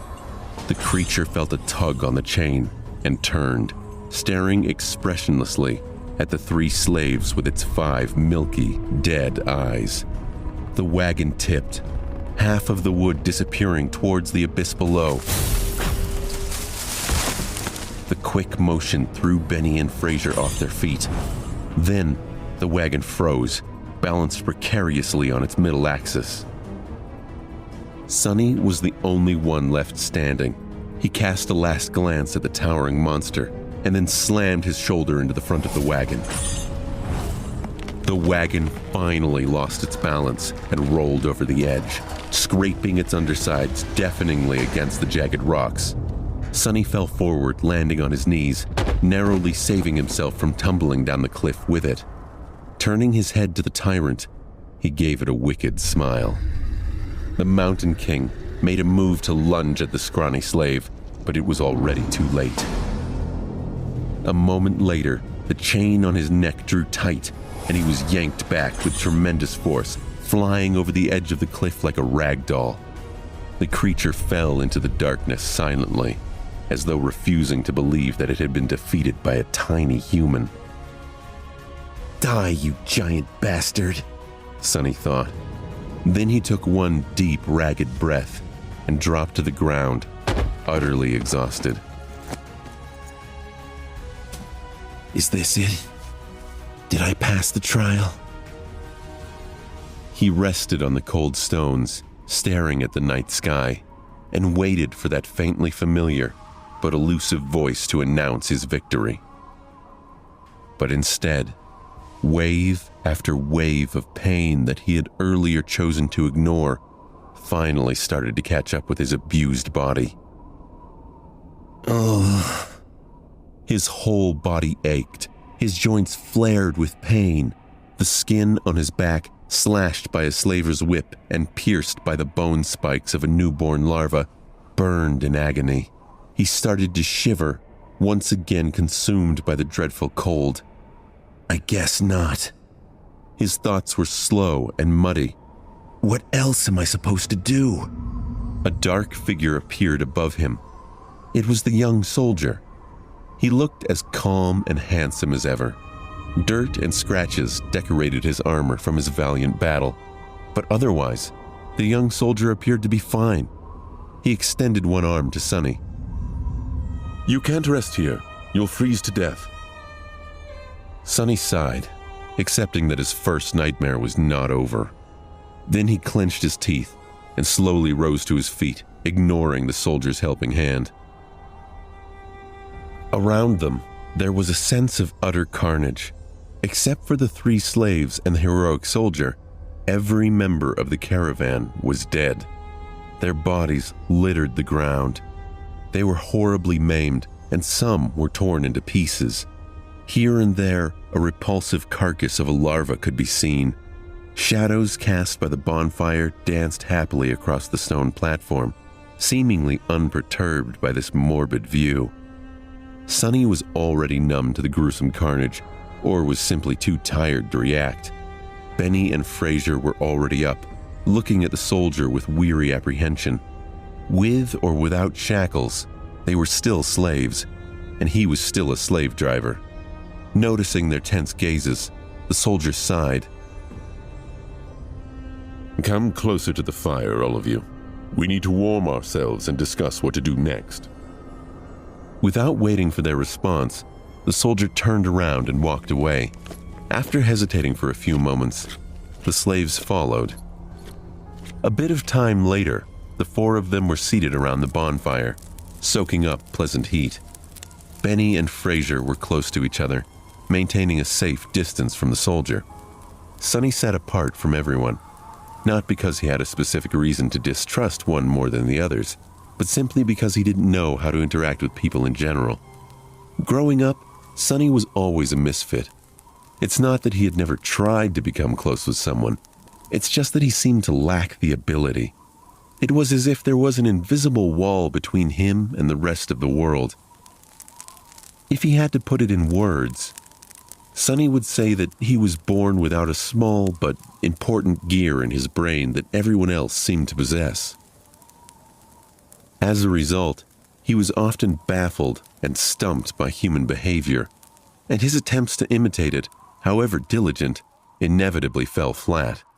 This strangeness made others uncomfortable. He has always been a bit different, and if there was one thing people hated, it was those different from them. Over time, Sonny simply learned to avoid getting too close to anyone and settled comfortably into his outcast role. This habit served him well, since it not only made him self-reliant, but also saved him from being stabbed in the back by shady characters on multiple occasions. That's why he was not thrilled to share the rest of this nightmare with 3 strangers. Instead of trying to start a conversation, Sonny sat quietly by himself, lost in thoughts. After a few minutes, the soldier's voice finally broke the silence. My name's Gregor. Sonny looked up and across the fire at him. Benny scoffed. Oh, so we're on a first-name basis now. Or were you planning to still just refer to us as slaves? Gregor ignored Benny's words. Once the sun rises, we will gather whatever food and water we can find and go back down the mountain. Benny gave him a defiant look. Why should we go back? To be put in chains again? The young soldier sighed. We can go our separate ways once we leave the mountain. But until then, I'm still responsible for your lives. We can't continue up the road since the way over the mountain pass is long and arduous. Without the supplies that were stored on the wagon, your chances of making it are not high. That's why going back is our best hope. Fraser opened his mouth, planning to say something, but then thought better of it and remained silent. Benny cursed, but was seemingly convinced by Gregor's rational words. We can't go down. Benny barked a laugh and glanced at the soldier. Don't listen to him, your lordship. This boy is, touched by the gods. He's crazy, is what I'm trying to say. Gregor frowned, looking at the slaves.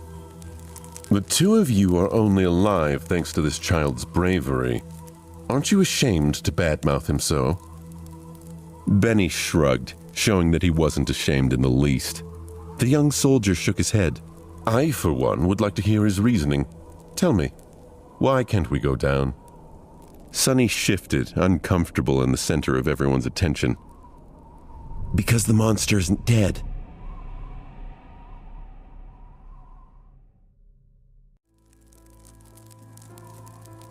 Because the monster isn't dead.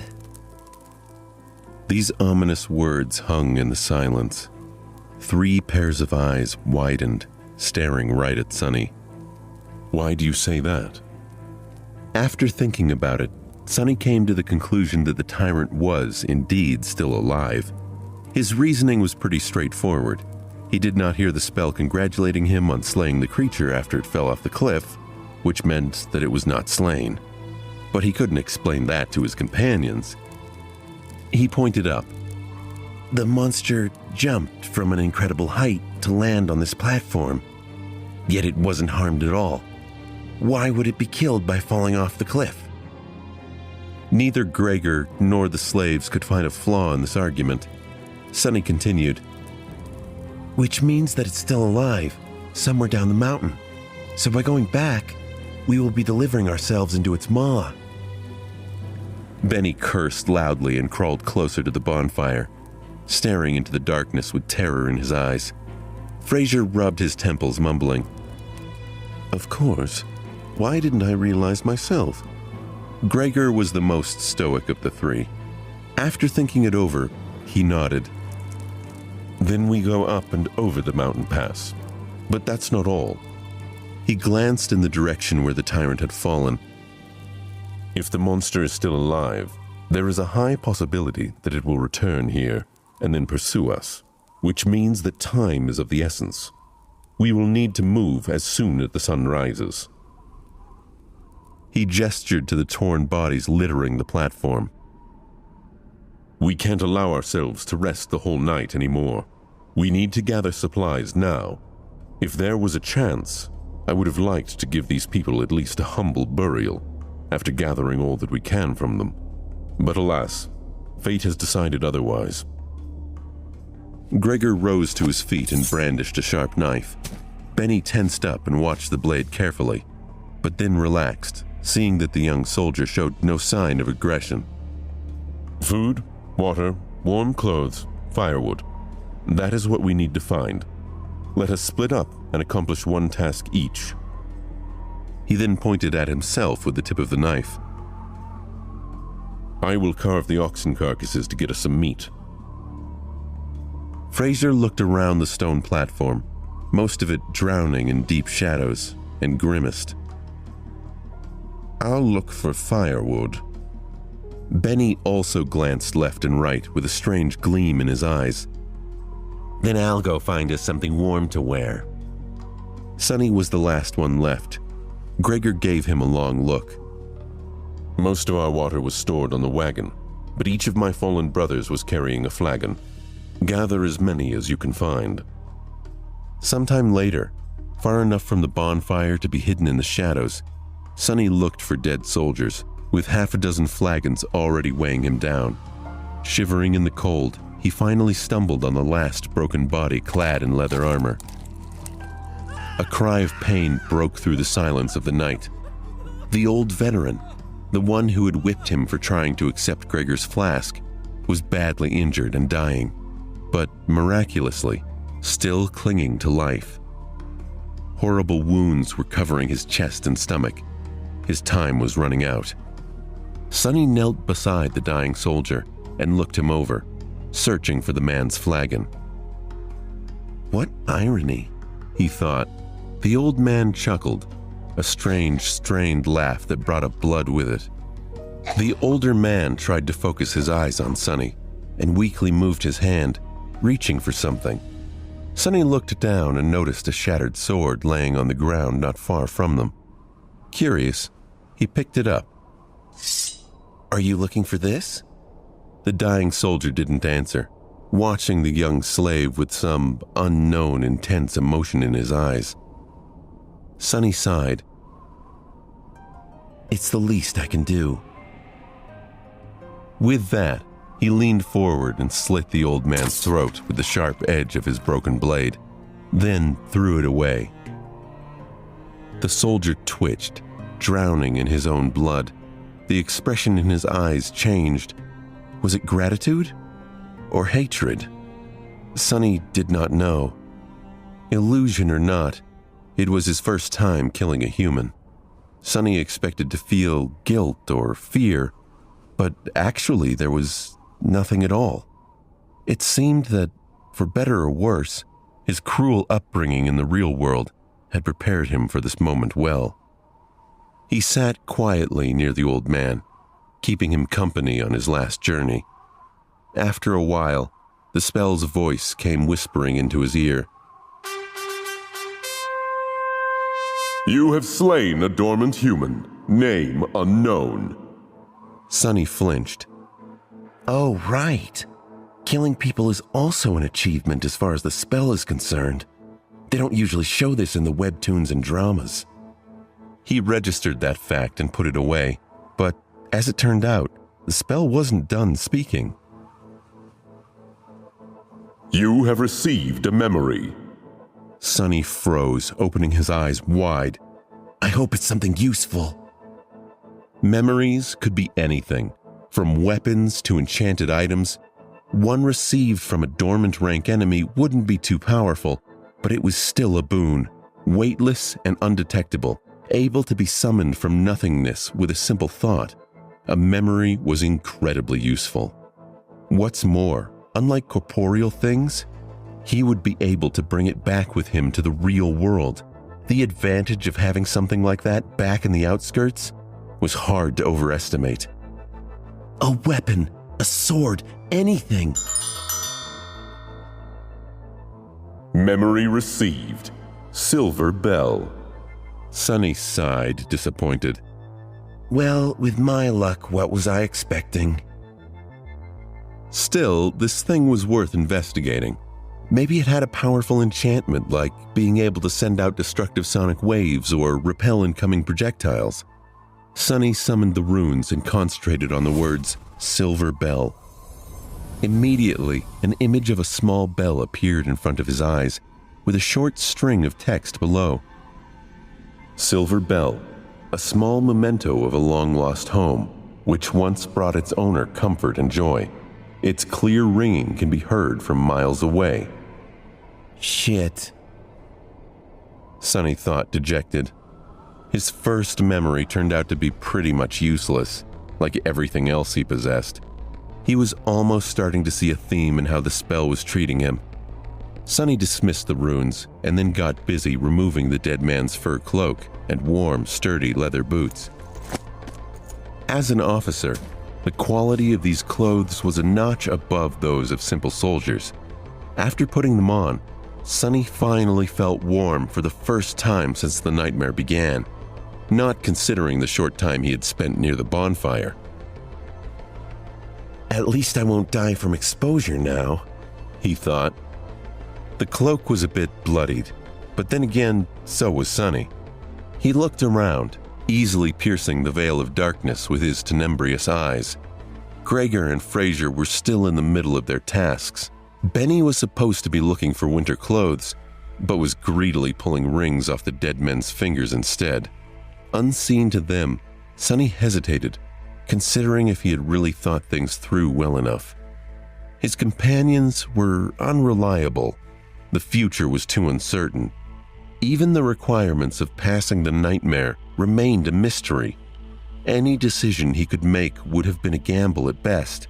Still, he had to make some if he wanted to survive. Not wasting any more time thinking, Sonny returned to help the team scavenge with a deep sigh. They spent the rest of the night sitting with their backs against the bonfire, staring fearfully into the night. Despite the exhaustion, no one could sleep. The possibility of the tyrant coming back to finish the 4 survivors off was too frightening. Only Gregor seemed to be fine, calmly sharpening his sword in the bright light of the dancing flames. The sound of the whetstone scraping against the blade was somehow comforting. At the break of dawn, when the sun had lazily begun to warm up the air, they loaded themselves with all the supplies they'd managed to gather and set out into the cold. Sonny looked back, taking in the sight of the stone platform for the last time. He managed to get past the place where the slave caravan was supposed to perish. What other horrors were in store for him before he could finally wake up? If he ever would wake up.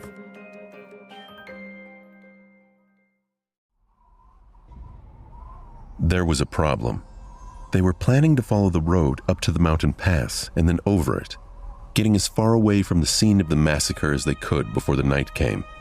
However, the road was no more.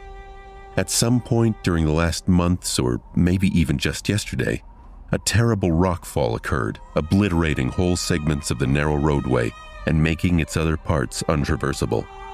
Sonny stood on the precipice of a vast chasm, looking down with no particular expression on his face. What do we do now? Fraser's voice was muffled by the collar of his scavenged fur cloak. Behind him, Benny angrily looked around. His gaze stopped at Sonny, a suitable victim to vent his frustration. I'll tell you what we need to do. Get rid of some dead weight. He eyed Sonny's fine boots and turned to Gregor. Listen, your lordship. The boy is too weak. He is slowing us down. And he's crazy. A bit off mentally. The young soldier answered with a judgmental frown, but Benny wasn't done. Look how he's glaring at me. I swear to the gods, ever since he joined the caravan, nothing has gone right. Maybe Fraser was right. The boy is cursed by the shadow god. Sonny struggled not to roll his eyes. It was true that he was unlucky.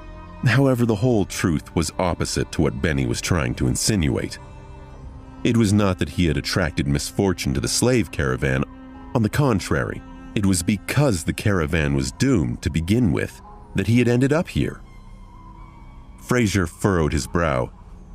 But I've never said that. Whatever. Shouldn't we get rid of him just in case? He can't go on for much longer anyway.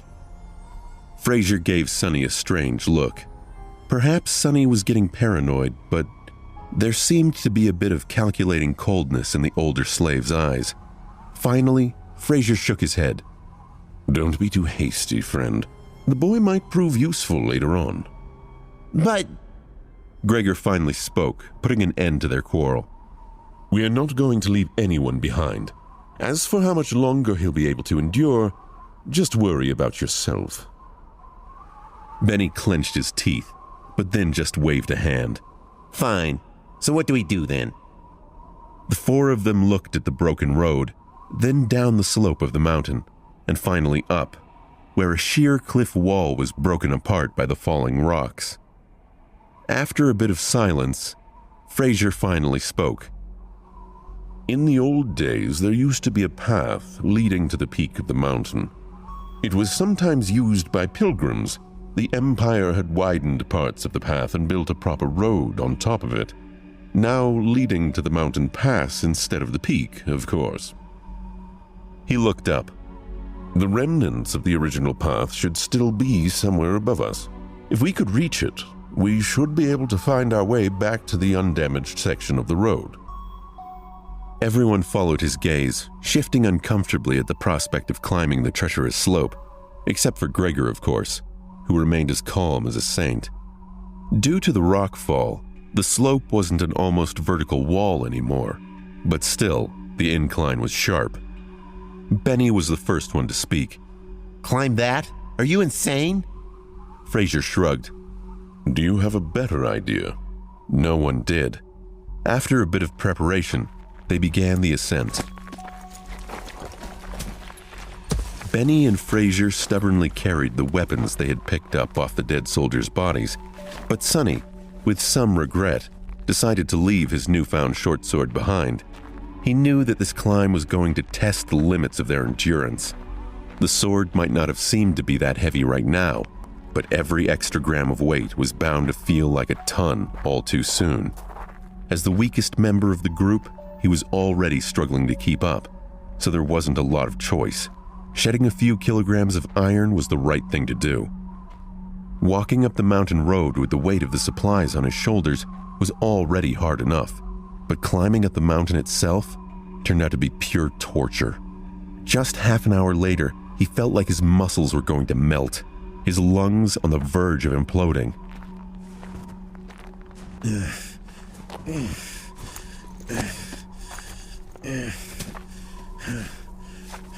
Sonny continued to move forward and up.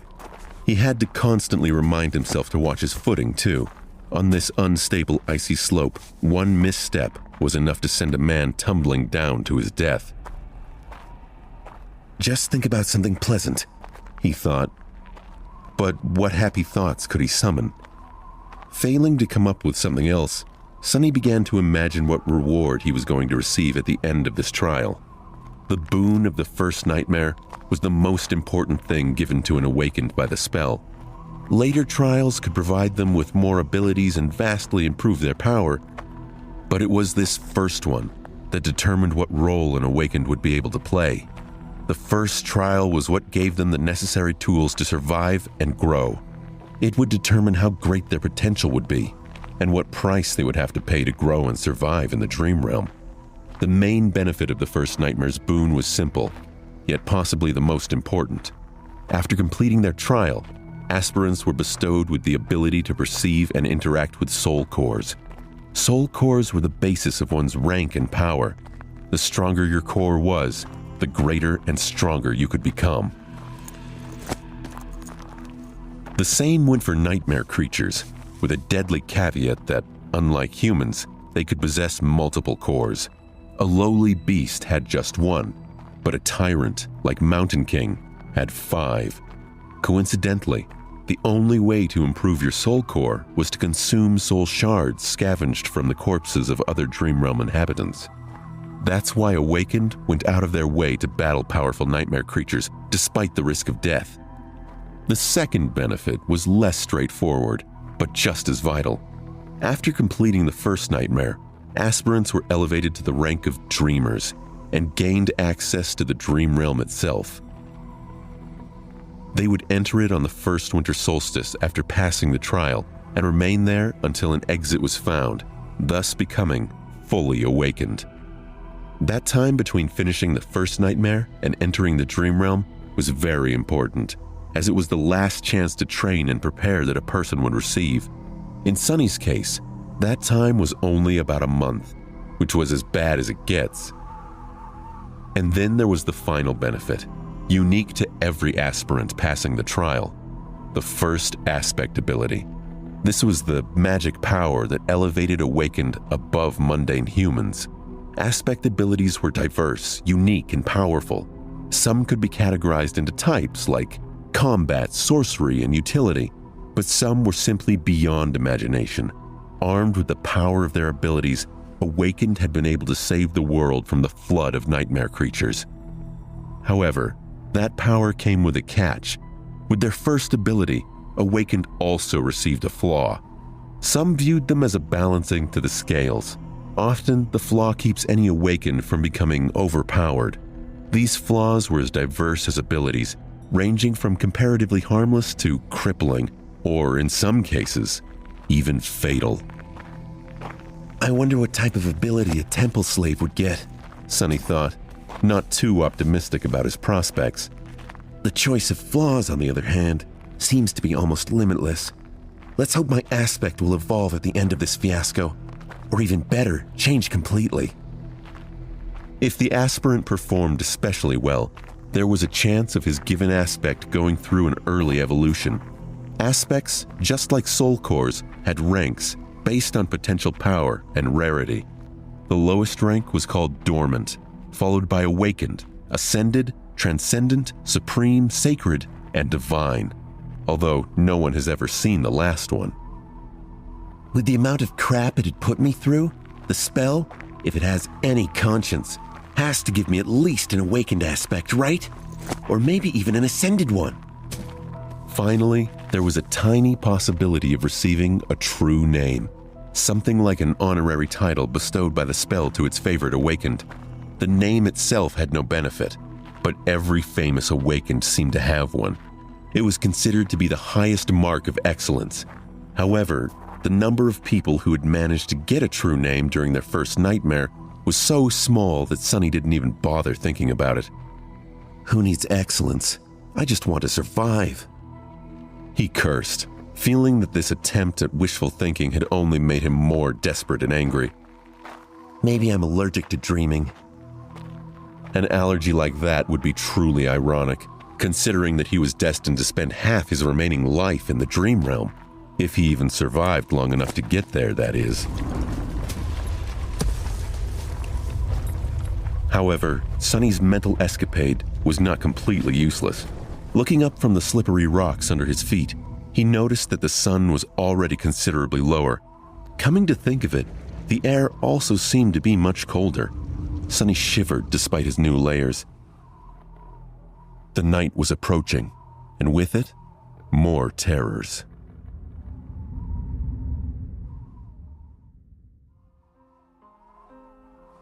By the time they decided to stop, Sonny was on the verge of fainting. After hours and hours of traversing the rough mountain slope, his body had nearly reached its limit. However, to everyone's surprise, Benny seemed to be doing even worse than him. The roguish slave's eyes were muddy and unfocused, aimlessly wandering around. His breath was ragged and shallow, as though something was exerting pressure on his lungs. He looked feverish and unwell. As soon as Gregor found a suitable place for camp, Benny simply collapsed on the ground. The most unnerving part about all of this was the lack of angry cursing that they had already gotten used to. He lay silent and motionless, with only movements of his chest giving any sign that he was still alive. Several moments later, he managed to sit up, uncorked his flagon with a shaky hand, and greedily drank a few large gulps. Conserve your water, Gregor said, a hint of concern somehow finding its way into his usually stoic voice. Disregarding these words, Benny drank more, emptying the flagon. Fraser didn't look much better than him. The arduous climb took a heavy toll on the older slave. Despite the unbearable cold, he was sweaty, with bloodshot eyes and a grim expression on his face. Being the weakest of the three, Sonny had somehow managed to endure the best.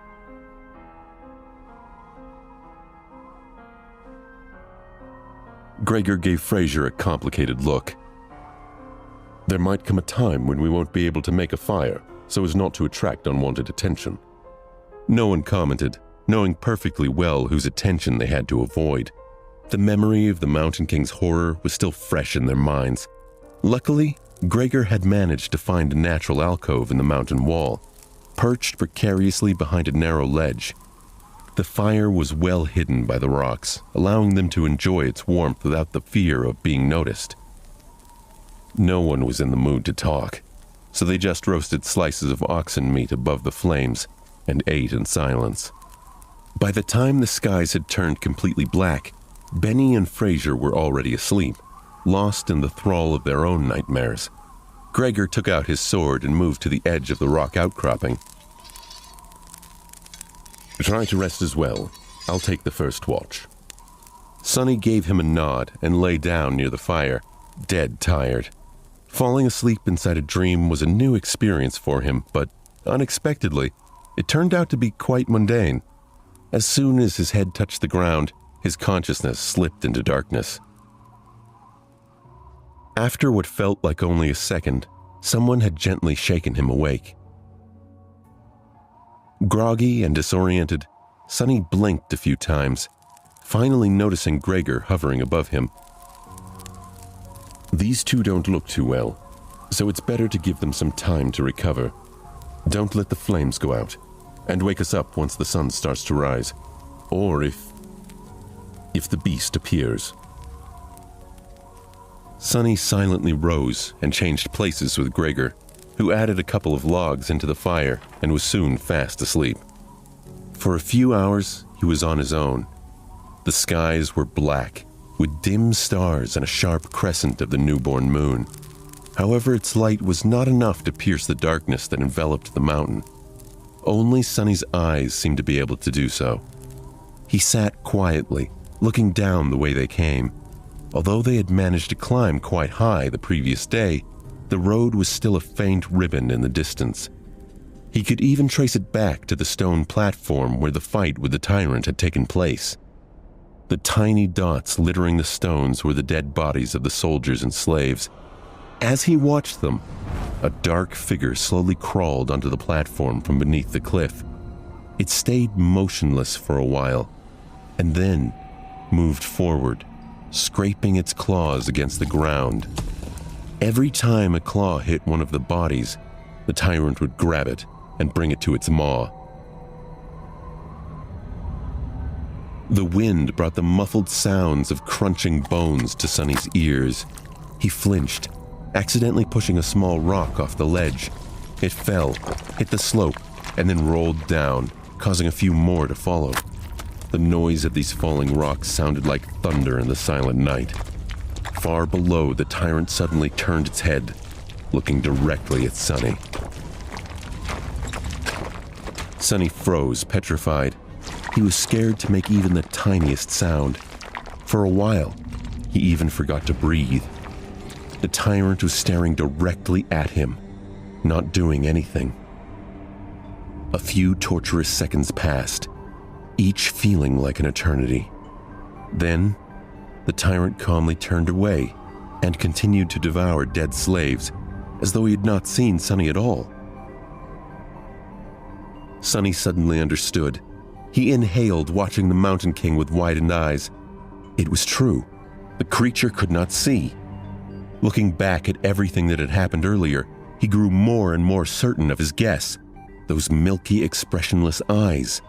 Come to think of it, he never saw the tyrant moving them at all. And back when Sonny was pushing the wagon off the cliff, the tyrant only reacted after the wagon had started to fall, scraping loudly against the rocks. It all made sense now. At the breaking of dawn, Sonny had woken the others up. Any hope Gregor or Sonny had that a full night's rest would do Benny and Fraser some good was quickly crushed. Somehow they looked even worse than before. It was as though yesterday's climb had overstrained Fraser too much. However, Benny's condition could not be explained by simple overexertion.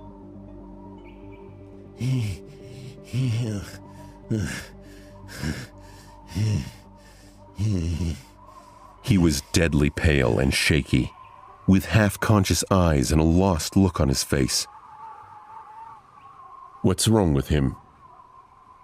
Fraser, who himself was not doing very well, helplessly shook his head. It might be the altitude sickness. It affects different people differently. His voice sounded raspy and weak. I'm fine, assholes. Get out of my face.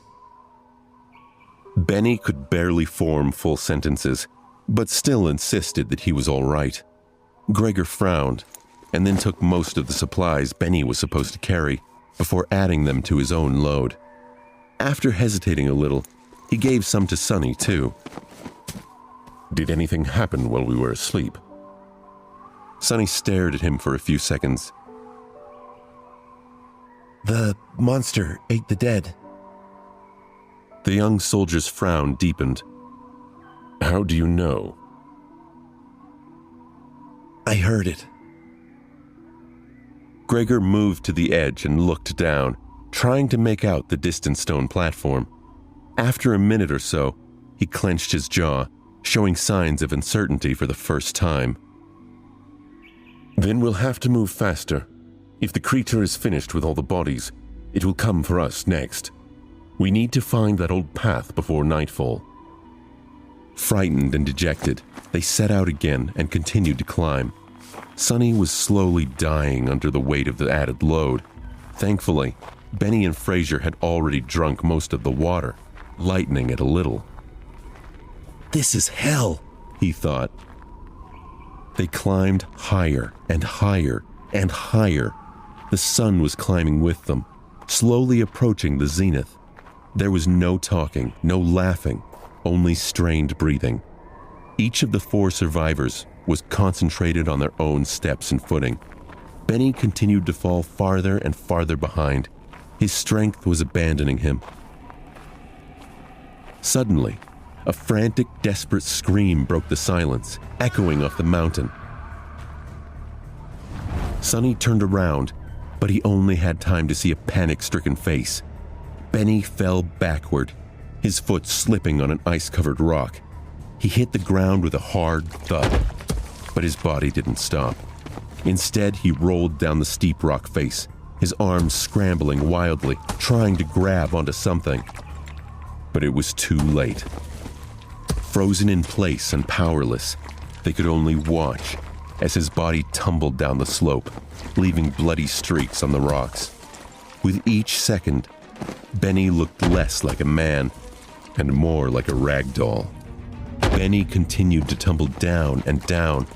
It felt like an eternity, but it all happened in mere seconds. Finally, he came to a halt, slamming into the top of a large protruding stone. His body was a pile of broken flesh. Benny was dead.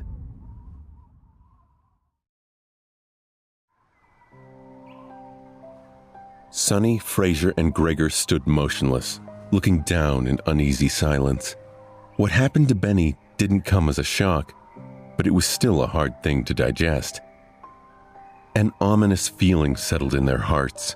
Seeing the broken body of their companion, it was too easy to imagine one of them sharing the same fate. No one knew what to say. After a minute or so, Fraser finally sighed. It's a good thing that you took most of the supplies he had been carrying. A bit heartless, but not wrong, Sonny thought, giving the older slave a careful look. Fraser frowned, realizing that his mask of a kind-hearted gentleman had slipped for a second, and hurriedly added in a somber tone, May you rest in peace, my friend. Sonny was not convinced of his empathy, but saw no benefit in voicing his skepticism. Sonny had never believed in his benevolent act. Every kid from the outskirts knew that people who acted kind for no reason were the ones to be most wary of. They were either fools or monsters. Fraser didn't seem like a fool, so Sonny became cautious of him from the moment they met. He got this far by being a mistrustful cynic, and there was no reason to change now. Gregor cast one last look down. We have to go. His voice was even, but Sonny could feel a well of emotion behind it. He just couldn't tell what that emotion was. Fraser sighed and turned away too. Sonny stared at the bloodied rocks for a few more seconds. Why do I feel so guilty? He thought, bewildered by this unexpected reaction. He got what he deserved. A little unsettled, Sonny turned around and followed his 2 remaining companions. Just like that, they left Benny behind and continued to climb. At this altitude, traversing the mountain was getting harder and harder. The wind was slamming into them with enough force to throw a person off balance if they were not careful, making every step seem like a gamble. The air was becoming too thin to breathe. Due to the lack of oxygen, Sonny was starting to feel dizzy and nauseated.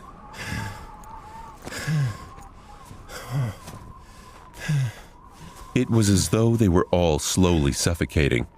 Altitude sickness was not something one could overcome with effort. It was subtle and overbearing at the same time, affecting the strong and the weak, with no regard to their fitness and endurance. If their luck was bad, an elite athlete could succumb to it faster than a random passerby. It was just a question of your body's innate aptitude and adaptability. Lucky individuals were able to get over it after experiencing mild symptoms. The others were sometimes crippled for days or weeks, suffering from all kinds of torturous side effects. Some even died. As though all that wasn't bad enough, it was getting colder too. The warm clothes and fur weren't enough to keep the chill at bay anymore. Sonny felt simultaneously feverish and freezing, cursing every decision he had made in his life to end up here. This mountain was not a place for humans, and yet they had to go on. A few hours passed. Despite everything, the three survivors continued to struggle forward, slowly moving higher and higher. Wherever that old path Fraser had talked about was, by now, it couldn't have been far. At least that's what Sonny was hoping for. But at some point, he started to doubt if the path even existed. Maybe the older slave lied. Maybe the path was long ago destroyed by the ravages of time. Maybe they had already missed it without even noticing. Just as he was about to fall into despair, they finally found it. It was weathered and narrow, barely enough for two people to walk side by side. The path wasn't paved, but rather cut from the black rock by some unknown tool or magic, winding its way up the mountain like the tail of a sleeping dragon. Here and there, it was hidden beneath the snow, but most importantly, it was flat. Sonny had never been that happy to see something flat in his life. Without saying a word, Fraser dropped his rucksack and sat down. He was deathly pale, gasping for air like a fish out of water.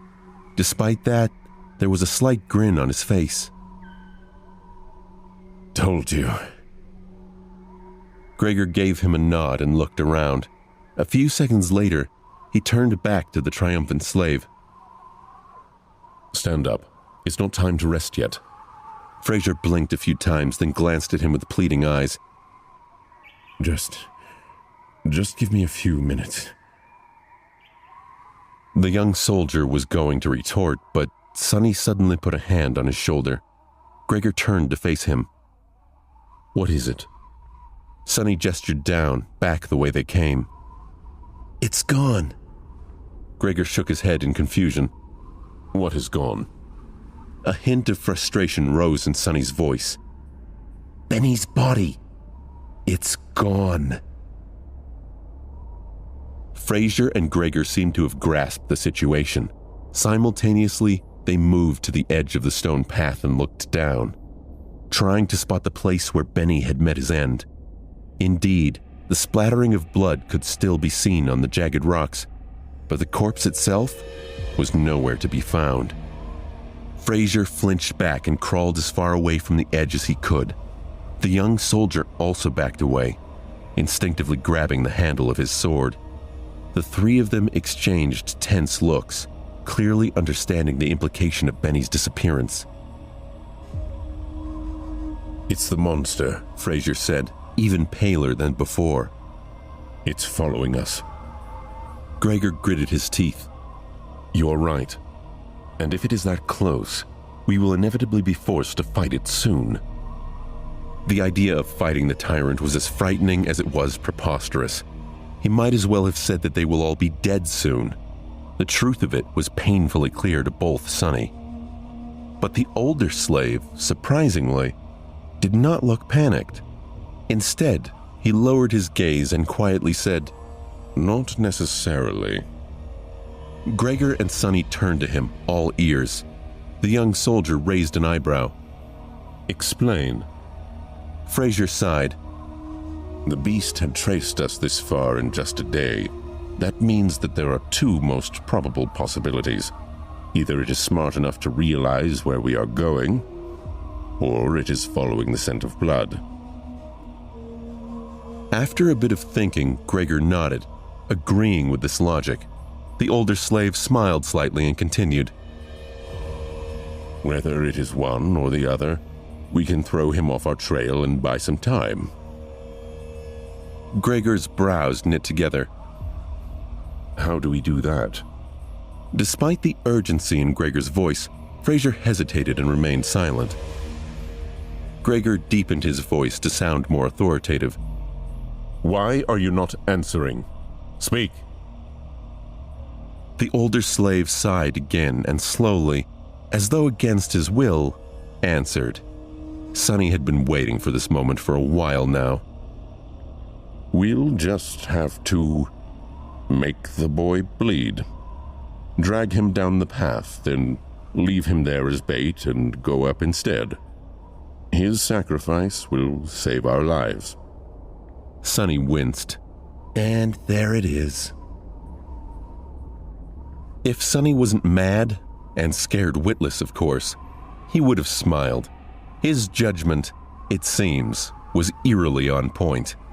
Affirmation was always nice, but not in the situation where being right also meant potentially being used as monster bait. He remembered how Frazier spoke back when Benny was campaigning to have Sonny killed. His protestations, which seemed compassionate, proved to be only strategic and revealed his sinister nature. Sonny narrowed his eyes. What a bastard. He knew it all depended on whether or not Gregor would decide to follow through with Frazier's plan. The young soldier blinked, astonished. What do you mean, make him bleed? Frazier shook his head. It's simple. If the monster knows where we are going, we have no choice but to abandon our plans to reach the mountain pass and go over the peak of the mountain instead.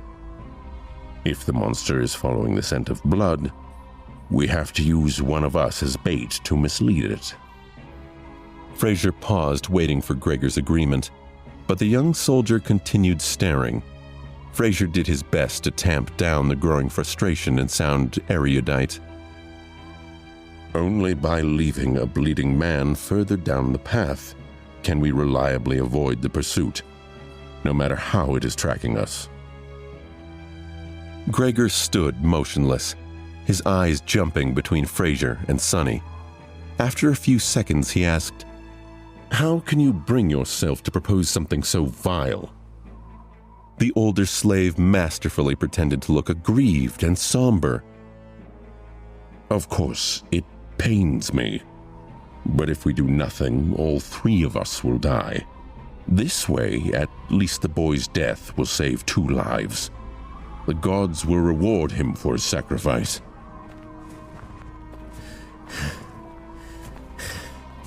Sonny could feel his breathing grow heavier.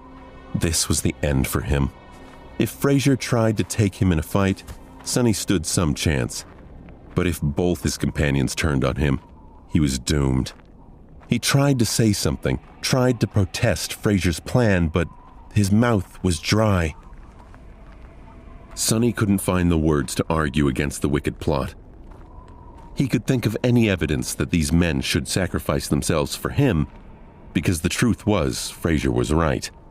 For 2 of them to survive, 1 had to die, and nothing Sonny said would change that. A look of concern and confusion sat on Gregor's face. He opened his mouth to speak, but closed it again, hesitating.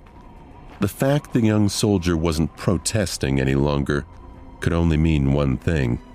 He was seeing Frazier's point. In a minute, he'd justify the murder, and the duo would descend upon him. Why wouldn't he?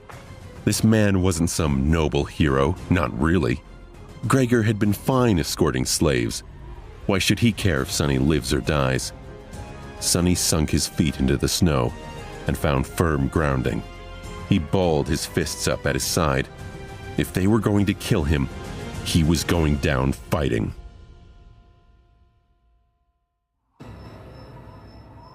Gregor held Sonny's life in his hands. The trio stood at a crossroads where one of them must be sacrificed, and Frazier was all too happy to offer Sonny up as the option. If Gregor sides with the older slave, it would be 2-on-1. Unarmed and unskilled, Sonny didn't stand a chance. He felt his heart beating as he waited for Gregor to pull the trigger. He knew what was coming, and the suspense was only making it worse. Gregor stared down at the ground, avoiding Sonny's gaze. His hand was resting on the sword handle. As always, Sonny had no idea about what was going on behind the soldier's shimmering eyes. The uncertainty was making him nervous.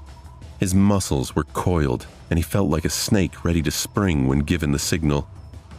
Finally, after some time had passed, the soldier spoke. "I have only one question.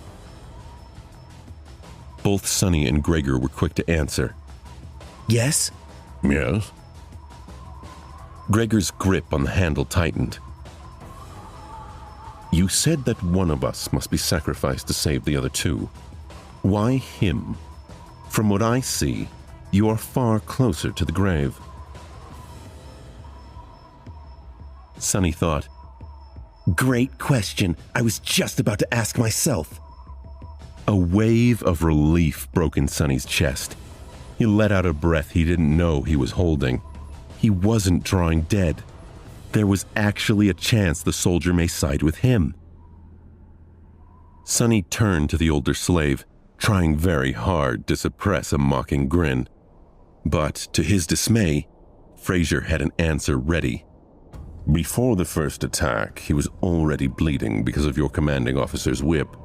During the attack, he was drenched in the blood of a fellow slave. His cloak, too, was soaked in it when the previous owner died. The boy already reeks of blood. Keeping him alive will put us in danger. That's why he is the best choice. The grin died before reaching Sonny's face. This bastard had an answer for everything. Curse him and his big brain. Fraser's reasoning was appallingly solid. Gregor listened, his expression growing darker with each word. Finally, he looked at Sonny, a dangerous light shining in his eyes. His logic is sound. Sonny felt the blood in his veins freeze. Cold sweat was running down his spine. He tensed, ready to act. But at that moment, Gregor smiled and shot a glance over at Fraser. Gregor unsheathed his sword. However, you failed to account for one thing. Fraser raised an eyebrow, trying to hide his own nervousness. What might that be? The young soldier turned to face him, the smile disappearing from his face. Now he was radiating thick, practically palpable killing intent. It's that I know who you are, Your Grace. I also know what you've done, and how you ended up a slave. Just one of the revolting crimes you've committed would be enough to make me want to kill you. So, if there is someone among us who deserves to be sacrificed, it's you. Uncharacteristically frazzled, fumbling and grasping at words in a desperate attempt to save his gambit. But the smell of blood. Gregor smirked. Don't worry about it. I'll make you bleed enough to overpower whatever residual scent the boy carries. It all happened so fast that Sonny barely had time to react. Gregor lunged forward with a speed that seemed almost inhuman. A moment later, Fraser was shrieking on the ground, his leg broken with one strike from the flat side of the young soldier's sword. Not giving him an opportunity to recover, Gregor stomped on his other leg, and a sickening sound of shattering bones could be clearly heard. The shriek turned into a sobbing howl.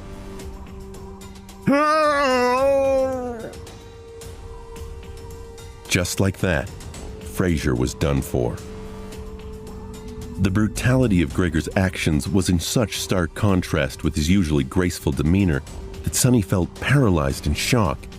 He was certainly grateful to see his life spared, but the whole ordeal scared him. He now knew that level of barbarism was lurking in the noble soldier. And even more shocking, it could be summoned up on a moment's notice. Gregor didn't seem enraged or alarmed.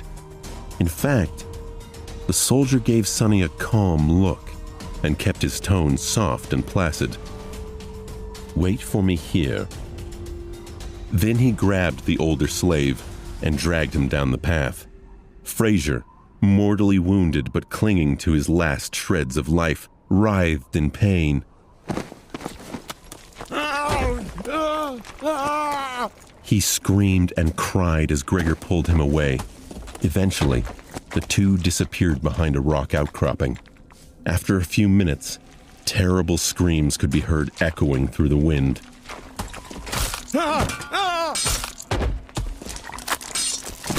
Sonny was left alone, trembling. Shit. This is too much. He still couldn't believe how suddenly Fraser's demise had come, and how ruthless it was. Sometime later, Gregor was back, acting as though nothing had happened. But it was exactly that normalcy that unnerved Sonny the most. After sorting through the contents of Scholar's rucksack and throwing most of the firewood out, the young soldier put it over his shoulder and nonchalantly turned to the young slave. "Let's go. We need to hurry." Not knowing what to say, Sonny gave him a nod and headed forward. Now there were only two of them left. It was sort of stupid, but Sonny suddenly felt lonesome.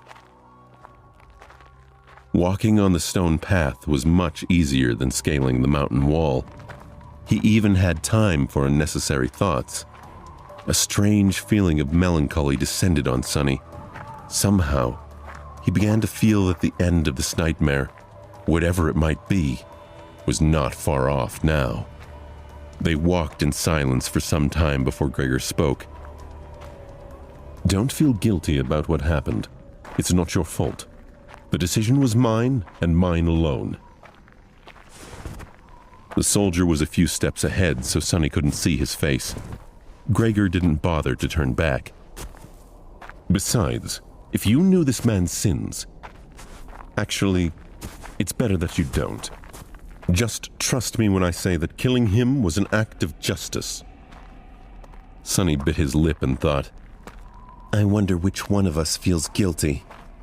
these people, always trying to rationalize their actions, always desperate to maintain an illusion of righteousness, even while doing the foulest things. Sonny hated the hypocrisy. Not getting any answer, Gregor chuckled. "You don't like to talk, do you? Well, fair enough. Silence is gold." They didn't speak again after that, each preoccupied with their own thoughts. The sun was setting, painting the world into a million shades of crimson. This high up, the air was clean and crisp, pierced by streams of scarlet light. Below them, a sea of maroon clouds was slowly rolling past the mountain. The stars and the moon had begun to reveal themselves in the vermilion sky. It was quite beautiful. However, Sonny could only think about how cold it was going to be once the sun fully disappeared. Before that happened, Gregor had found them a shelter. Not far from the path, hidden behind some tall rocks, was a narrow crevice that extended into the slope of the mountain. Happy to be safe from the piercing wind, they explored the crevice and ended up in a small, well-concealed cave. Sonny made a move to unbundle some firewood, but Gregor stopped him with a shake of his head. "Today we will camp without making fire. The beast is too close." Camping without the warm flames to keep them company was not going to be pleasant, but at least they weren't going to freeze to death inside the cave. In any case, the alternative was too frightening.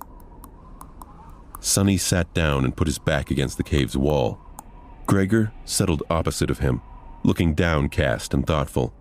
He was obviously in a strange mood.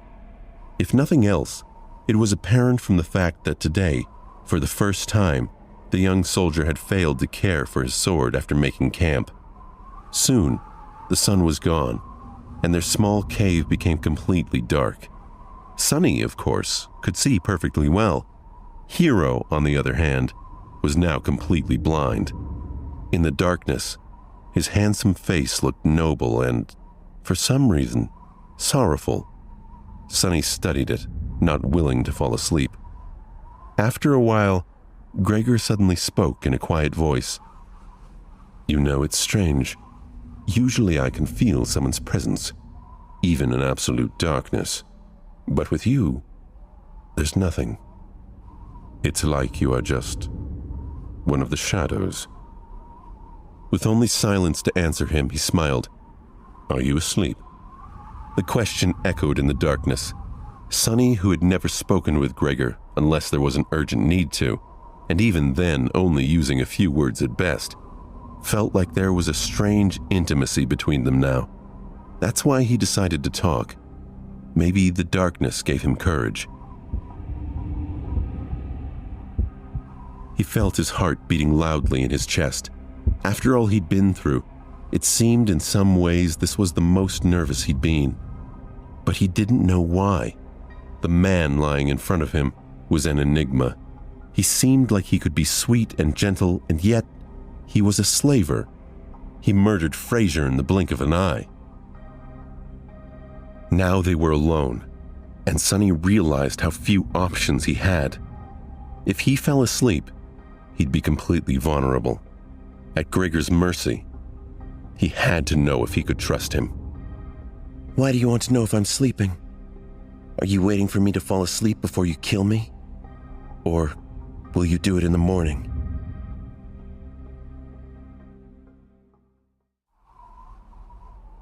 The smile froze on Gregor's face. He lowered his head as though in shame. After a minute or so passed, shrouded in heavy silence, he finally answered, Yes. I thought that if I do it when you sleep, you won't have to suffer. Unseen to him, a bitter grin appeared on Sonny's face. A long sigh escaped from the young soldier's lips. He rested his back against the cave's wall, still not looking up. I don't expect you to forgive me. This sin, too, will be mine to bear.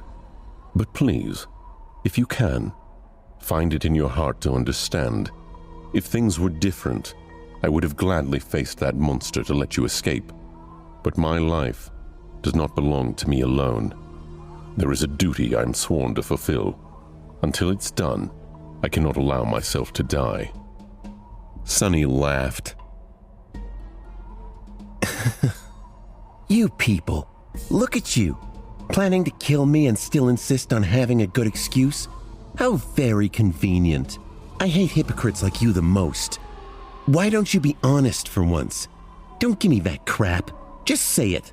I'm going to kill you because it's easy. I'm going to kill you because I want to survive. Gregor closed his eyes, his face full of sadness. I'm sorry. I knew you wouldn't be able to understand. Sonny scoffed. What's there to understand? He leaned forward, anger coursing through his veins. Tell me, why do I have to die? The young soldier finally looked up. Even though he couldn't see in the dark, he turned his face in the direction of Sonny's voice. That man was a villain, but he was also right. The scent of blood is too heavy on you. It will attract the beast. Sonny swallowed a lump in his throat. He couldn't believe he let himself feel rescued for a second. This man was even worse than the openly craven men like Benny and Fraser. You can just let me go, you know. We'll part ways.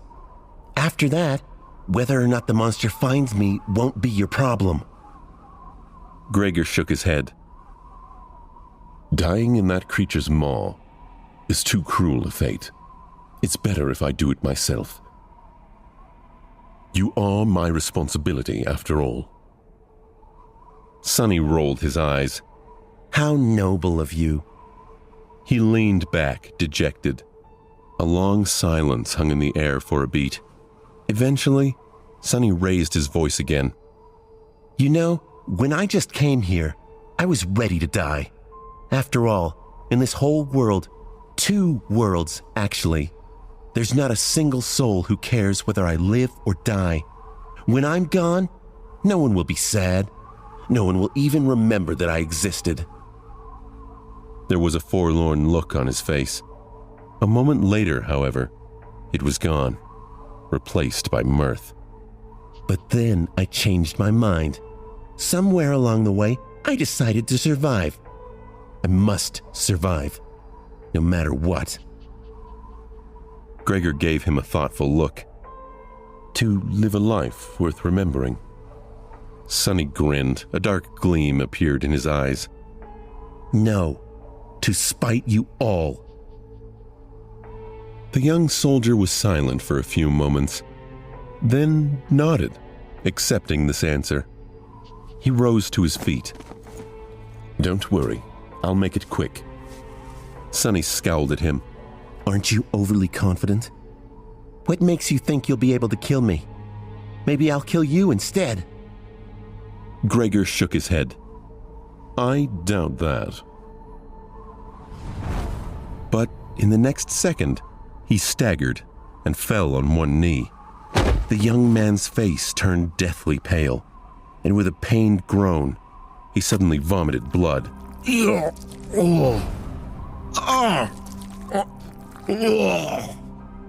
A satisfied smile appeared on Sonny's face. Finally! Unable to stand, Gregor remained on his knees. He braced himself against the cave wall. The lower part of his face was covered in blood. Astonished, he was staring at his hands, trying to understand what was happening to him. What magic is this? With wide eyes and a pale face, he turned to Sonny. Was that thief right? Did you put the curse of the Shadow God on us? Sonny sighed. I wish I had the ability to throw divine curses around. But no. To tell you the truth, I don't have any abilities at all. Gregor struggled to stand. Then, how? The young slave shrugged. That's why I poisoned you all. Gregor flinched, trying to comprehend his words. What? Sonny shrugged. After the tyrant first attacked, you sent me to search for water. While gathering flagons from the dead soldiers, I squeezed bloodbane juice into each one. Except my own, of course. Not enough to taste it, but enough to slowly kill anyone who would drink from them. The soldier gritted his teeth, struggling through the pain. A sudden realization appeared on his face. So that's why the other two were in such bad shape. Sonny nodded. Benny drank the most, so his condition worsened the fastest. Frazier was also not long for this world, but you finished him off before the poison could. Yourself, however, it was as though bloodbane did not affect you at all. I was really starting to get worried. Gregor's face darkened. I see. I understand. He thought about something, then looked at Sonny with surprise. But back then you didn't know that we would turn on you. Sonny just laughed. Oh, please. It was obvious. Benny was the kind of man who would kill for a pair of boots. Frazier was like a wolf in sheep's clothing. People are selfish and cruel in the best of situations. I was supposed to believe that those two weren't going to do something terrible to me when faced with certain death? Gregor spat more blood. Then, what about me? You? A disdainful expression appeared on Sonny's face. You are the worst of them. Gregor clutched his chest. Why? Sonny looked at him and leaned forward. I might not have learned much in my short life, but I do know one thing, he said, all traces of humor gone from his voice. Now, there was only cold, callous contempt. Sonny's face hardened. There is nothing more pathetic than a slave who begins to trust his slaver. Hearing these words, Gregor lowered his head. I see. Then, suddenly, he laughed. You are a wicked little shit, aren't you?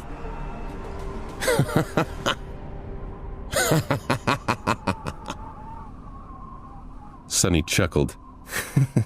There's no need to be rude. But Gregor wasn't listening to him. Good. This is good. My conscience will be clearer. The young slave sighed in irritation. What are you mumbling about? Just die already. Gregor chuckled and suddenly pierced him with a stare. Somehow he didn't look so sick anymore. You see, that plan would have worked if I was a normal human. But alas, my soul core has awakened long ago. I've slain countless enemies and absorbed their power. Bloodbane poison, unpleasant as it may be,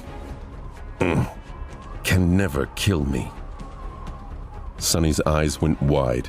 This situation had suddenly become very, very bad. Sonny turned around and tried to run away, but it was already too late. Something hit him in the back. sending his body crashing into the rock wall. Ah! With a scream, he felt a sharp pain piercing his left side. Rolling out of the cave, Sonny clutched his chest, scrambled back onto his feet, and ran, trying to escape the narrow crevice. He managed to reach the old path, finally being able to see the stars and the pale moon shining brightly in the night sky, but it was as far as he was able to get. As the cold voice sounded behind him, Sonny froze. Stop. If Gregor had an awakened soul core, he had no chance of getting away from him. In a fight, he had no chances at all. Turn around. The young slave obediently turned, holding his hands up. He looked at Gregor, who was wiping the blood off his face with a displeased look in his eyes. The two of them stared at each other, shivering in the murderous cold. Gregor's lip curled up at the side. Was it worth it? You know what? Never mind. Despite it all, I will be true to my promise. I'll make it quick. The soldier unsheathed his sword. Do you have any last words? Sonny did not answer. However, a small silver bell suddenly appeared in his hand. Gregor frowned. Where were you hiding that thing? Sonny shook the bell. A beautiful, clear ringing sound flowed over the mountain, filling the night with an enchanting melody. Panic rose in Gregor's voice. What are you doing? Stop! The young slave dutifully stopped. The soldier's eyes darted around the room, trying to determine what had just been done. What was... Right under Gregor's bewildered eyes, the silver bell disappeared into thin air. He looked at Sonny, stumped and suspicious. Tell me, what did you just do? But Sonny didn't answer. He hadn't said a single word ever since escaping the cave. Right now, he wasn't even breathing. Gregor, on the other hand, continued to speak. Tell me right now or you will regret it. Sonny would not be scared. He would not be intimidated. He was a child of the shadow, and they were wrapped in darkness. He looked past Gregor and stared into the darkness. A small smile grew, and it spurred panic in Gregor. What is it? What did you do? Tell me, you little shit! Sonny raised his eyebrows. You'll find out. Soon.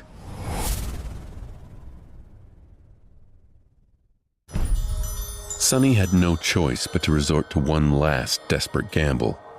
He knew that he'd never best Gregor in a physical confrontation, at least not without an advantage. Bloodbane poison was supposed to be his hidden card, but it turned out to be nearly useless. Being able to see in the dark did not help that much either. Somehow, Gregor was able to perceive their surroundings without any light. Whether he was using his sense of hearing or some magical ability, Sonny did not know. Not that it mattered, now that they had left the cave and were standing under the moonlit sky. Now Sonny had only one advantage left. Unlike Gregor, he knew that the tyrant was blind. Acting on that knowledge, however, was easier said than done. That's why he tried to stay quiet and rang the silver bell. If the description did not lie, its ringing could be heard from miles away. Surely, the tyrant was going to hear it too. Now Sonny only had to stay silent, stall for time, and hope that the monster would come and hear the young soldier. Sonny's lack of response sent Gregor into a fit of bewilderment and anger. Gregor stepped closer to Sonny. Tell me right now, or you will regret it. His voice was quite threatening, but still, the young slave did not answer. He just shivered in the cold and tried not to groan, despite the pulsing pain in his chest. Rage flashed in the soldier's eye. Why are you not answering? But Sonny did not dare to answer. He held his breath and watched, horrified, as the familiar colossal figure appeared behind Gregor. His lungs were on fire, and his heart was beating like crazy. It was beating so loud that he was afraid the blind tyrant would hear it. But of course, It couldn't be louder than Gregor's voice, who was still only talking, turning himself into the only source of noise on this mountain. At the last second, a hint of understanding appeared in the young soldier's eyes. He began to turn around, his sword rising with lightning speed. But it was too late. A massive hand appeared from the darkness and caught him in an iron grip. The bone claws scraped against the armor, pulling it apart. Mountain King dragged Hero back, paying little attention to the sword biting into its wrist. Viscous saliva was streaming from its open maw. Petrified by fear, Sonny slowly turned his back to them and took a couple of steps up the old winding path. Then he darted away, running as fast as he could. Behind him, a desperate scream tore apart the silent night. Then, a hungry roar followed. It seemed that Gregor wasn't going down without a fight, even though his fate was already sealed. But Sonny didn't care. He was running away, climbing higher and higher. "I'm sorry, Gregor," he thought. "I did say that I would watch you die. But as you know, I am a liar. So go on and die on your own."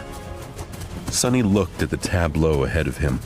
A lonesome, dark mountain stood tall against the raging winds. Jagged and proud, it dwarfed other peaks of the mountain chain, cutting the night sky with its sharp edges. A radiant moon bathed its slope in the ghostly light. Under that light, the young man with pale skin and black hair reached the peak of the mountain. However, his looks didn't match the magnificence of the scene. Wounded and staggering, he looked pathetic and weak. Sonny looked like a walking corpse. His coarse tunic and cloak were torn and smeared with blood. His sunken eyes were cloudy and lifeless. His body was bruised, beaten, and cut. There were specks of bloody foam on his lips. He was hunched over, cradling the left side of his chest. Each step caused him to moan, ragged breath barely escaping through his gritted teeth. Sonny was hurting all over, but most of all, he was cold. So cold.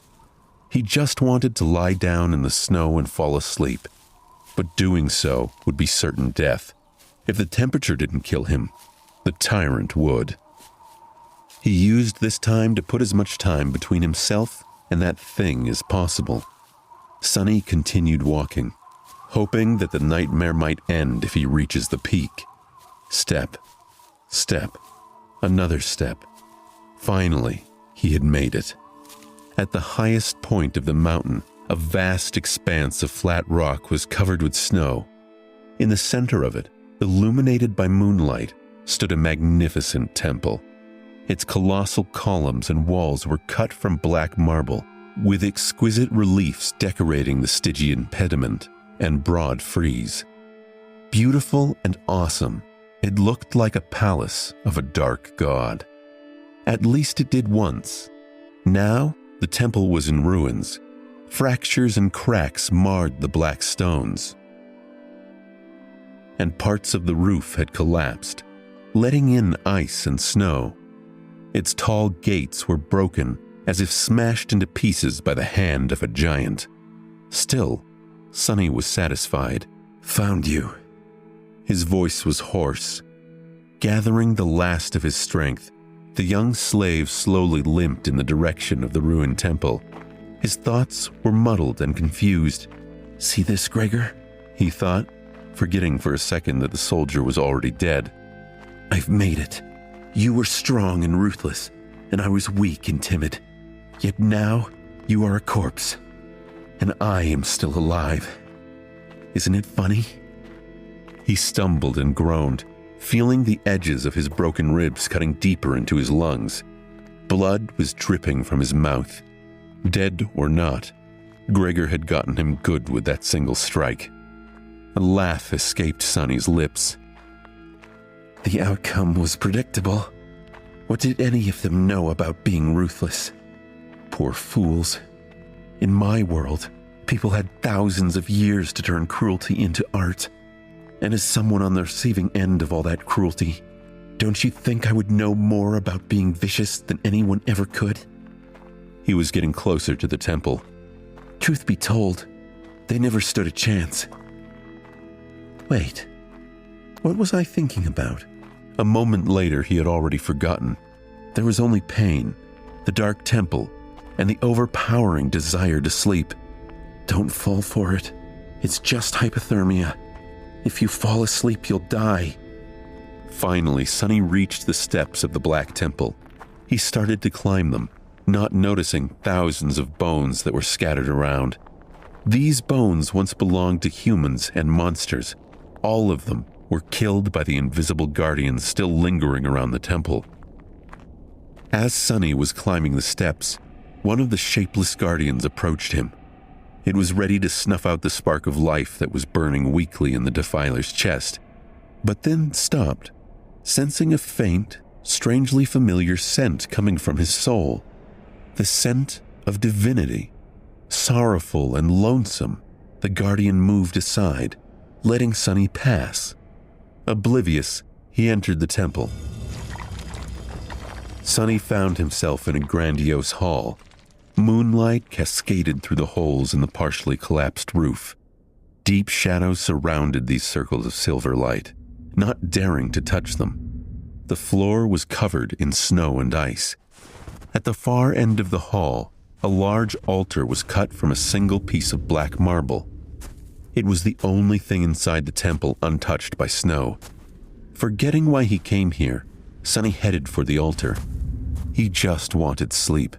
The altar was dry, clean, and as wide as a bed. Sonny climbed on it and lay down. It seemed like he was going to die. He was okay with it. Sonny tried to close his eyes, but was stopped by a sudden noise coming from the direction of the temple's entrance. He turned his head to look, not even a little bit curious. What he saw would have sent chills running down his spine if he wasn't so cold, tired, and indifferent. Mountain King was standing there, looking at him with its 5 blind eyes. He was still massive, terrifying, and revolting. Worm-like shapes were still moving frantically under its skin. It was sniffing the air, salivating. Then it opened its maw and moved forward, slowly approaching the altar. Sonny suddenly clutched his chest, convulsing in a fit of torturous coughing. His final thought was simply, "What an ugly bastard!" Bloody foam flew from Sonny's mouth and fell on the altar. However, the black marble instantly absorbed it, returning to its pristine state. The tyrant was just about to reach Sonny. It was already stretching its hands to grab him. Sonny didn't fight or flee. He'd gone as far as he could. He thought, "I guess this is the end." But at that last second, suddenly, the voice of the spell resonated in the dark temple. You have offered yourself as a sacrifice to the gods. The gods are dead and cannot hear you. Your soul bears the mark of divinity. You are a temple slave. Shadow God stirs in his eternal slumber. He sends a blessing from beyond the grave. Child of shadows, receive your blessing. Under Sonny's astonished eyes, the shadows crowding the great hall suddenly moved, as though coming alive. Tentacles of darkness surged forward, entangling the Mountain King's arms and legs. The mighty tyrant struggled, trying to get free, but how could it resist the power of a god? The shadows dragged Mountain King back, pulling it in different directions. The tyrant opened its maw, and a furious howl escaped it. The next second, its body ruptured, torn apart into pieces. Blood, viscera, and severed limbs fell on the floor in a crimson torrent. Just like that, the horrible creature was dead. Sonny blinked. Once again, he was alone in the ruined temple. The great hall was dark. and silent. And then the spell whispered, "You have slain an awakened tyrant, Mountain King. Wake up, Sunless. Your nightmare is over. Prepare for appraisal." Sunny's first reaction wasn't relief, but disbelief. He had survived. He had made it through the nightmare, even though he had to face a tyrant. He knew he should be happy, and in some ways he was. He hadn't wanted to die, even though he expected and accepted it. But surviving this way was bound to have complications. He just pledged himself to a god he knew nothing about. What was expected of him? And who was this powerful and dangerous shadow god? Sunny feared he'd find out soon.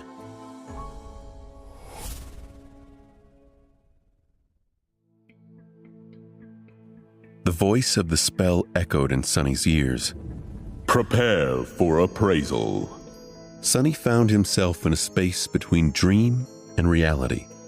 It was an endless black void illuminated by a myriad of stars.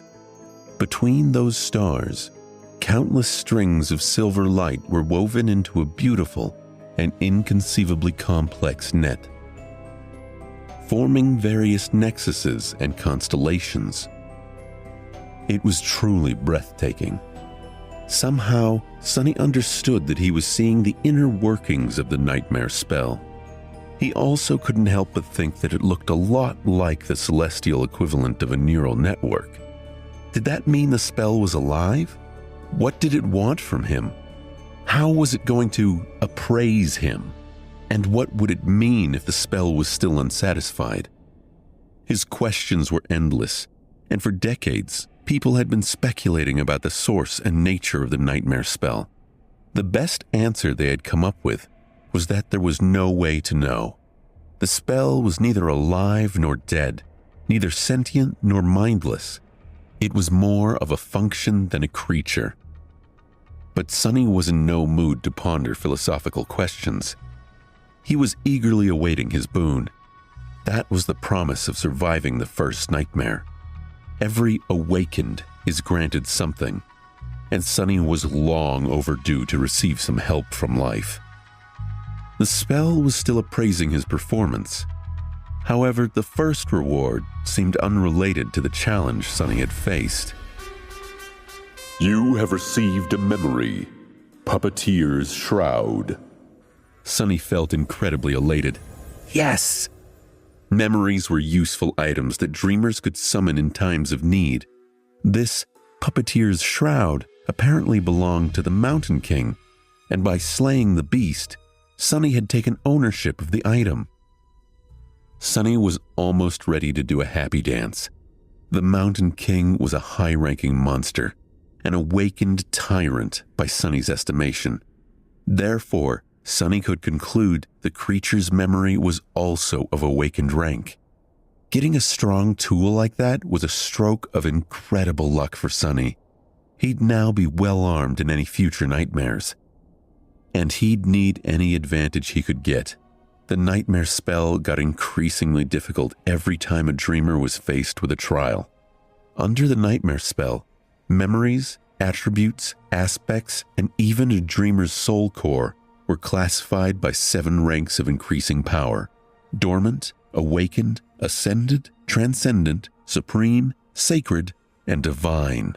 The power gap between different ranks simply could not be overestimated. Similarly, nightmare creatures were classified by 7 ranks of increasing depravity: dormant, awakened, fallen, corrupted, great, cursed, and unholy. From the spell's point of view, Sunny was a dormant human. Having a memory of a higher rank than his soul core would be of great help once he enters the dream realm. Sunny wanted to take a look at the Puppeteer's Shroud, but there was no more time. The spell was done with its appraisal. Here in the void, its voice didn't sound subtle and familiar anymore. Rather, it seemed like the universe itself was speaking. Sunny held his breath, listening. Appraisant, your trial is over. A nameless slave ascended the Black Mountain. Both heroes and monsters fell by his hand. Unbroken, he entered the ruined temple of a long-forgotten god and spilled his blood on the sacred altar. The gods were dead, and yet they listened. Sonny blinked at the statement. From his perspective, he had been scrambling from one disaster to the next trying to survive, but to hear the nightmare spell's evaluation, he sounded badass. The voice continued, You have defeated a dormant beast, Mountain King's larva. You have defeated 3 dormant humans. You have defeated an awakened human, Gregor of the Nine. Sonny blinked in confusion and thought, the Nine? The Nine what? Was there more to Gregor than he had realized? The voice didn't grant Sonny time to dwell. You have defeated an awakened tyrant, Mountain King. You have received the Shadow God's blessing. You have achieved the impossible. Final appraisal, glorious. Your treachery truly knows no bounds. That final part was not necessary as far as Sonny was concerned, but he was still pretty satisfied with the praise from the nightmare spell. He felt like his chances of evolving his aspect to an awakened or even an ascended one were pretty high. His overall power was still dependent on the rank of his soul core, which would remain dormant until much later, but the rank of the aspect itself would do wonders for his overall potential. The voice boomed. Dreamer Sunless, receive your boon. He was an aspirant no more. Sonny grinned. With a flourish, the voice announced, You have been bestowed a true name, Lost from Light. Sonny's jaw dropped. A true name. He had received a true name. Never in his wildest dreams did Sonny dream of becoming one of the chosen few to accomplish such a feat. And he'd accomplished it on his very first nightmare to boot. Not even all of the saints could boast of having one. He was an elite now, a bona fide cream of the crop. He was going to be rich. But the rewards kept coming. Your aspect is ready to evolve. Evolve aspect? A smile broke across Sonny's face.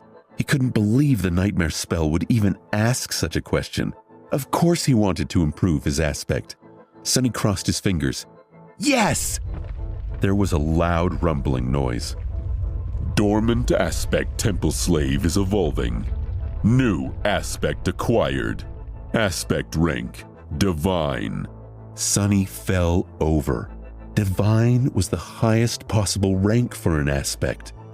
Whatever this new power was, it was one of the strongest in the game. The voice barreled along, not giving Sonny any time to process this huge revelation.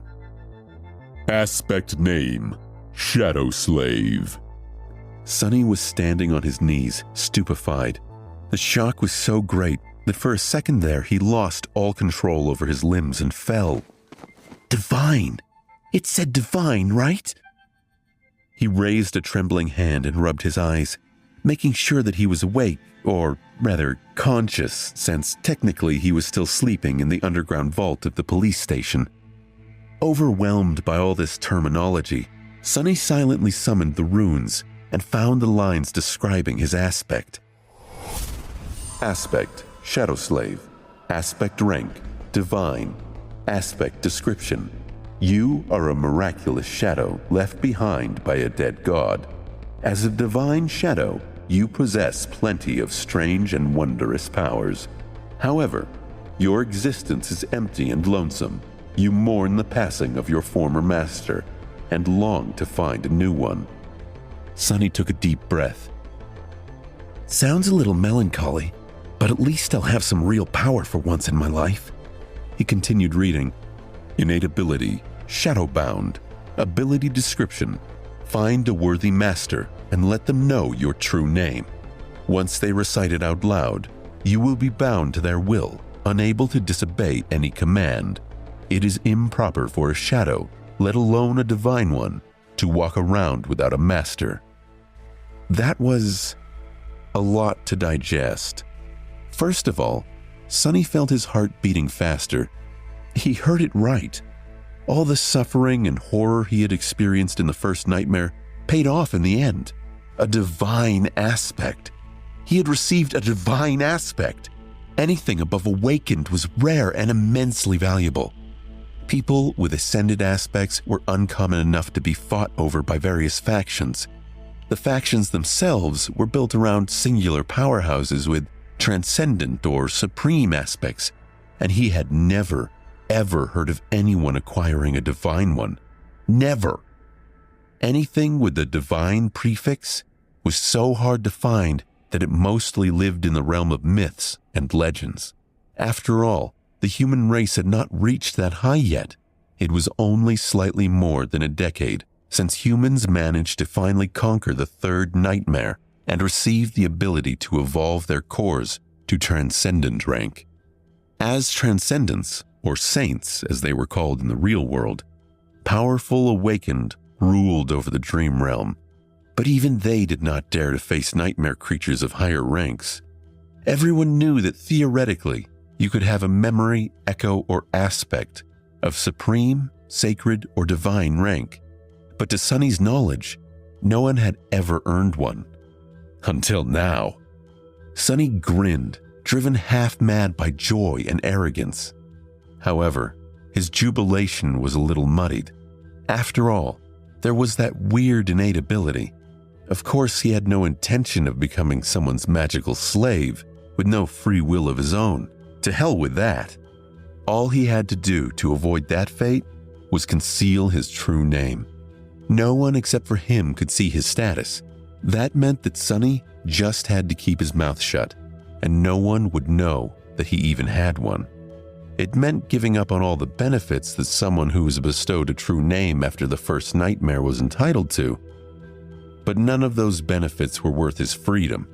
Besides, the honor of a true name was overshadowed by his divine aspect. The nightmare spoke again. The first seal is broken, awakening dormant powers. Sonny braced himself, eager to discover what his strange and wondrous powers would be. Sonny felt something waking up inside of him. With a startled cry, he clutched his chest and stared into the darkness, trying to understand what was happening. The feeling was not painful or unpleasant, yet it was like nothing he had ever experienced. It was as though his soul was being shaken awake, infused with strange new energy. However, that energy did not come from some outside source. Rather, it was coming from within, as though it had always been there, sleeping.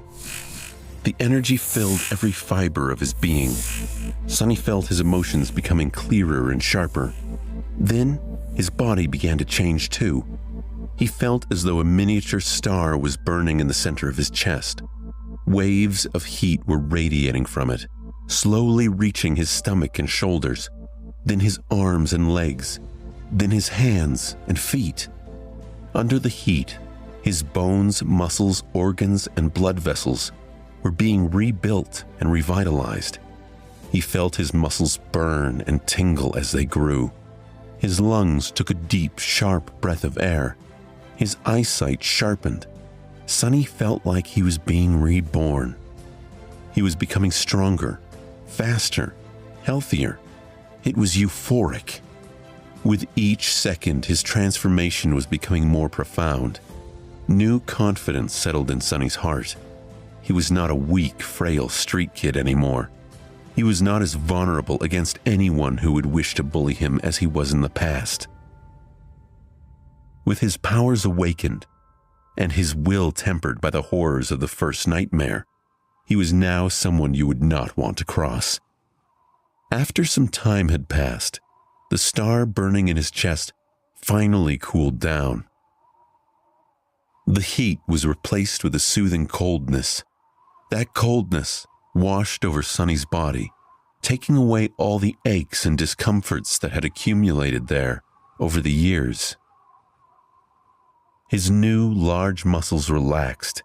and it was as if his body was dipped into a vat of balm. The wave of relaxation moved up, reaching his brain, and finally, his eyes.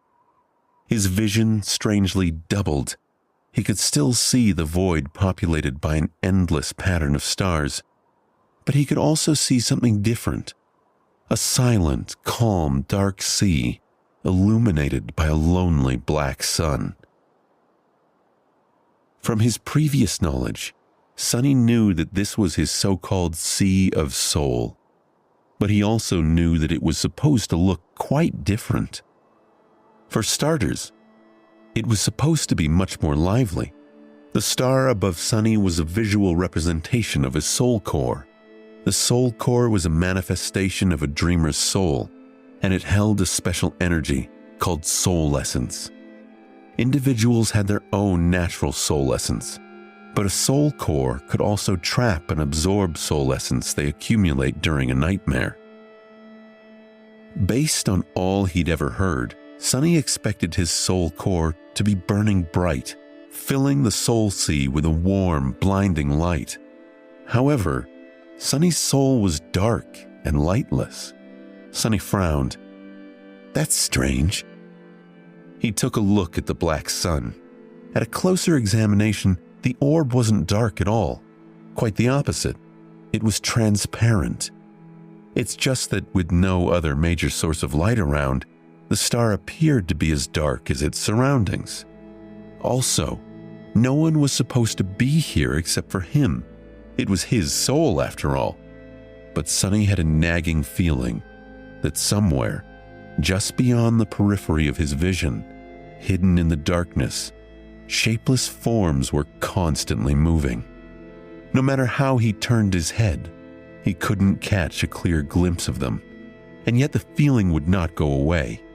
Sonny wasn't sure if he was paranoid, imagining these intruders, but regardless of the validity of his suspicions, he wasn't getting anywhere focusing on them. Part of him hoped he'd forget all about that nagging feeling if he forced himself to move on. Sonny turned back to the black sun and finally spotted two spheres of light orbiting around it, as though caught in the soul core's gravity well. A subtle smile appeared on his face. He somehow innately recognized these orbs. They were his memories. Silver Bell, Puppeteer's Shroud. Over time, he hoped to acquire dozens of such spheres to store in the Sea of Souls. If he was lucky, he would even acquire an echo or two. Echoes operated in much the same way as memories, only rather than summonable tools, they were magical creatures forged from the soul essence of slain nightmare creatures. Dreamers who had echoes could call forth these companions to aid them in the trials. The spell's voice suddenly pulled Sonny out of the Sea of Soul. Awakening aspect ability. Sonny took a dead breath and thought, this is it, the moment of truth. Divine aspect or not, his immediate future still depended on the first aspect ability he would receive. His role in the dream realm would be based on its characteristics. If it was a combat ability, he would be most useful on the front lines of the bloody battles against the nightmare creatures. If it was tied to sorcery, he would likely become a powerful but fragile ranged fighter. If it was something having to do with utility, he would be a vitally important part of the behind-the-scenes workings of the dream realm. Utility abilities were also extremely valued in the real world, where Awakened performed many tasks that kept it going. If he was lucky, he could even become a healer. Healers were very rare, and as such, sought-after specialists. The nightmare spell rang out once more. Aspect ability acquired. Aspect ability name. Shadow Control. Sonny squinted. What did shadow control mean? Was that combat or sorcery? He'd not heard of this aspect before, and he was dying to learn what his fate might be. Was he going to be a frontline warrior or a cunning strategist? Sonny hurriedly summoned the runes. He wanted to go to the description of his new ability right away, but ultimately decided to give his overall information a look first. His eyes flit over the runes, which mostly reinforced what he'd already known. Name, Sunless. True name, Lost from Light. Rank, Dreamer. Shadow Core, Dormant. Shadow Fragments, 12 out of 1,000. Sunny tilted his head to the side. What? That's not right. Is it? Where the rank of his soul core was supposed to be written, a mysterious Shadow Core appeared instead. Sunny looked at it, blinking. He had never heard of anyone having a different kind of core before. Was he that unique? This enigmatic Shadow Core would certainly explain why his sea of soul looked so strange. And also, he moved his eyes down, noticing the shadow fragments counter. Usually, there was supposed to be an indicator of the number of soul shards consumed. However, it was nowhere to be seen. Soul shards were the pieces of broken soul cores that could be collected. Sunny's best guess was that shadow fragments were the equivalent of this with respect to his mysterious Shadow Core. Sunny shook his head. Do I actually have a completely different progression path than all the Awakened? The idea was as exciting as it was frightening. Not having to fight for resources with anybody else was an incredible advantage. Most of the human society in the Dream Realm was built around the acquisition of soul shards. If he had no need to gather them to evolve, not only would he be able to become more powerful with incredible speed, he would also be completely self-sufficient. On the other hand, he had no idea how to acquire these shadow fragments. However, he had gotten 12 of them somehow already. So whatever it was that he had to do, he had already done it in the first nightmare. He figured if he retraced his steps closely, he could learn the answer. Sunny's resolve hardened. I'll have to explore this carefully. Satisfied with this decision, Sunny continued, went back to reading the rest of his profile. Memories, Silver Bell and Puppeteer's Shroud. Echoes, none. Attributes, Fated, Mark of Divinity, and Child of Shadows. Aspect, Shadow Slave. Aspect rank, Divine. Aspect abilities, Shadow Control. Sunny held his breath in anticipation. He remembered the way the shadow tendrils in the temple rose up and attacked the Mountain King. They had incredible strength and were able to rip the massive monster limb from limb. Sunny hoped that his shadow control ability would grant him that skill. He read the aspect ability description. Your shadow is more independent than most. It is an invaluable helper. He cocked his head to the side, disappointed. What is that supposed to mean? Before he could mull that question too long, the nightmare spell spoke up. All power has a price.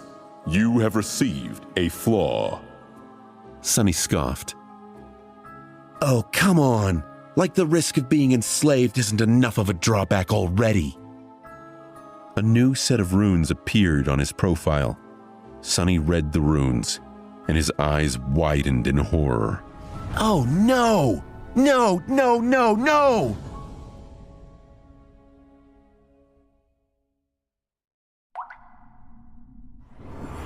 He closed his eyes, then opened them again, hoping that the runes would disappear.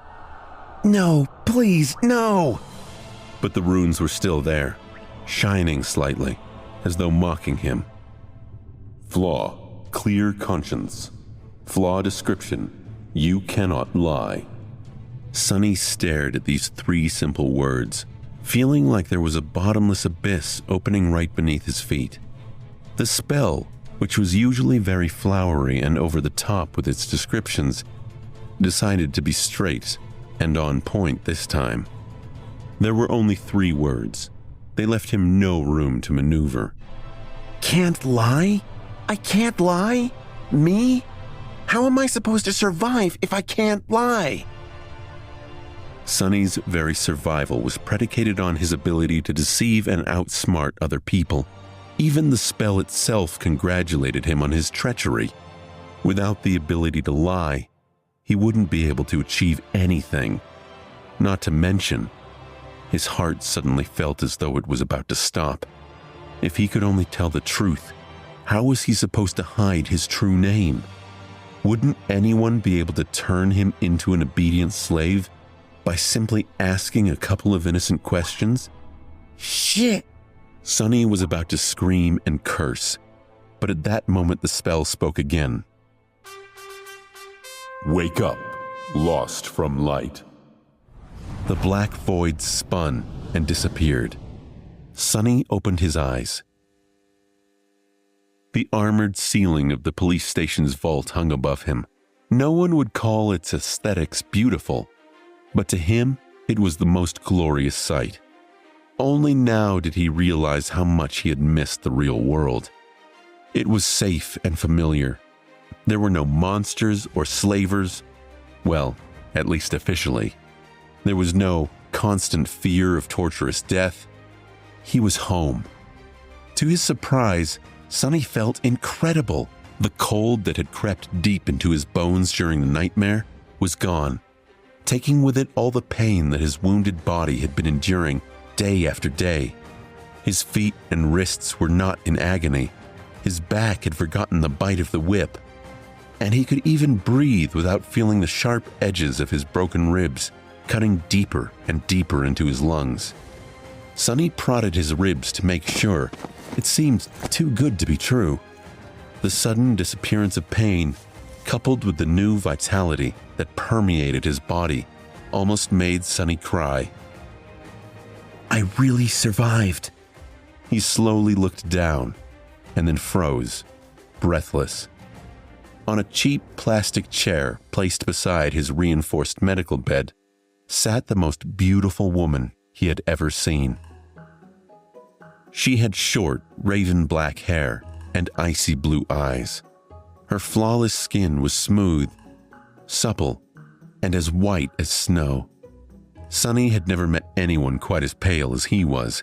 However, while Sonny's pallor looked strange and unhealthy, the beautiful stranger was nothing short of striking.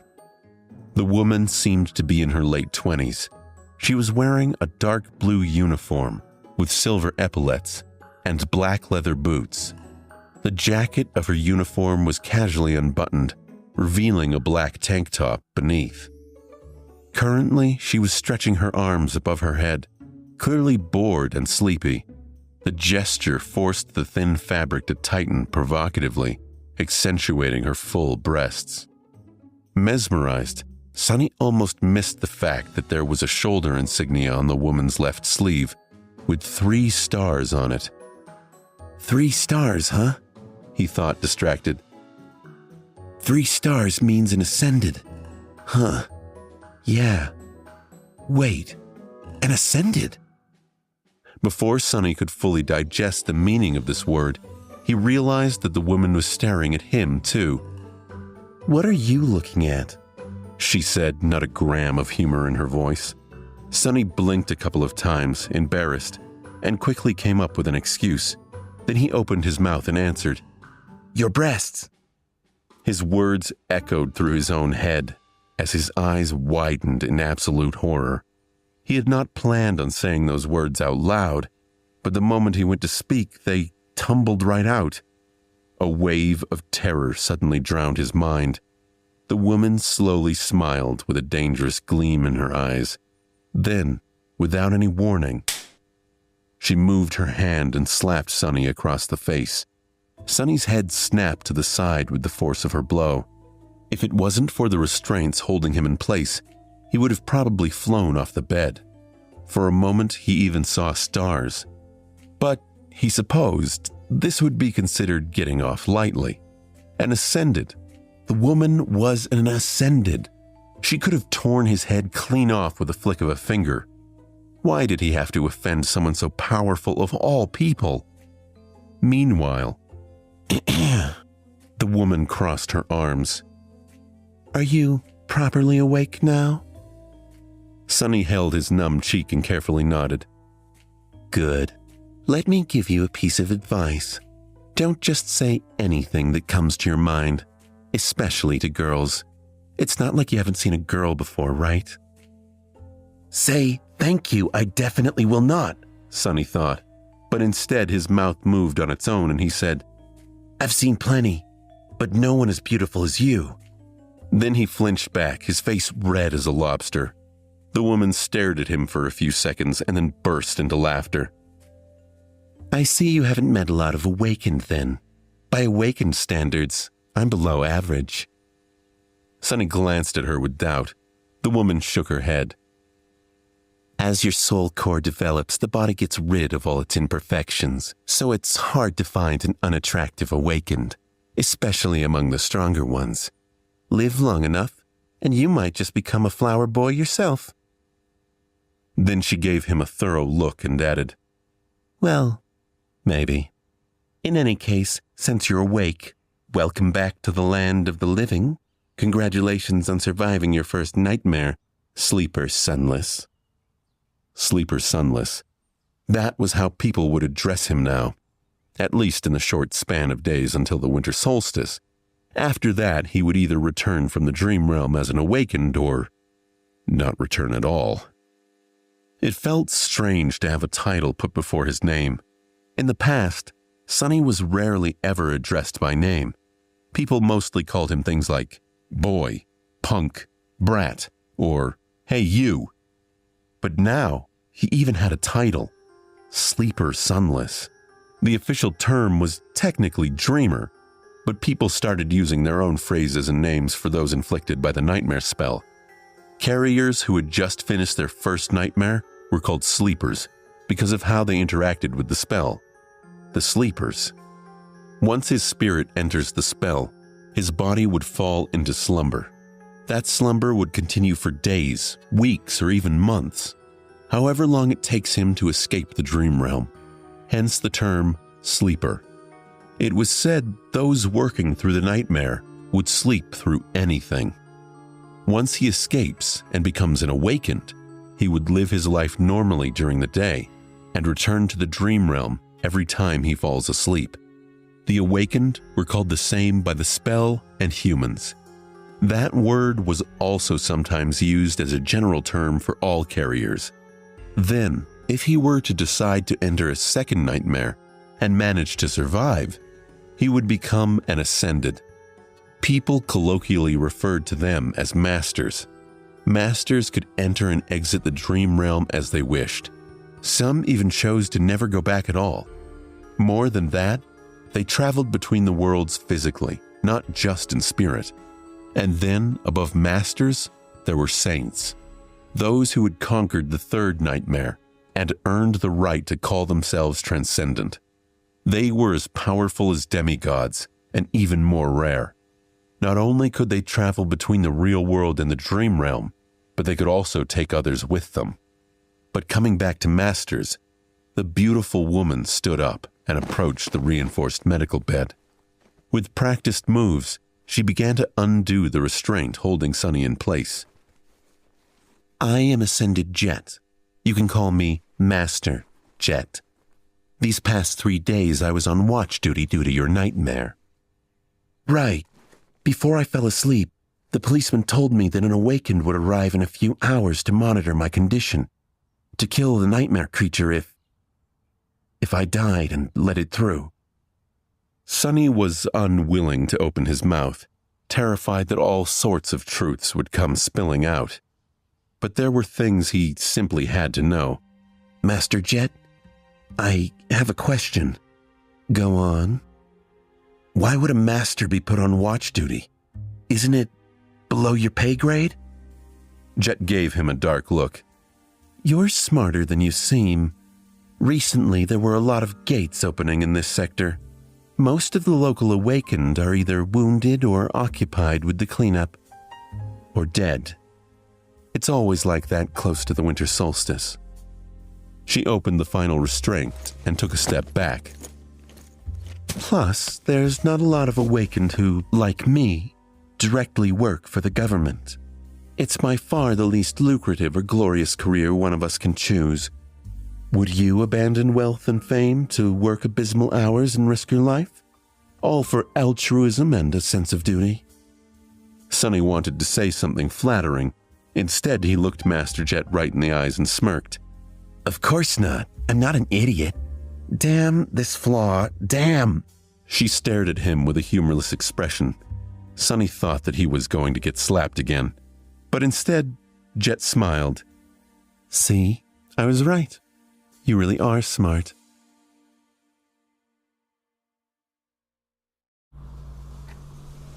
Sonny enjoyed what felt like his first hot shower in years. After their short conversation, Master Jet had sent him to clean himself, saying that he reeked of nightmare.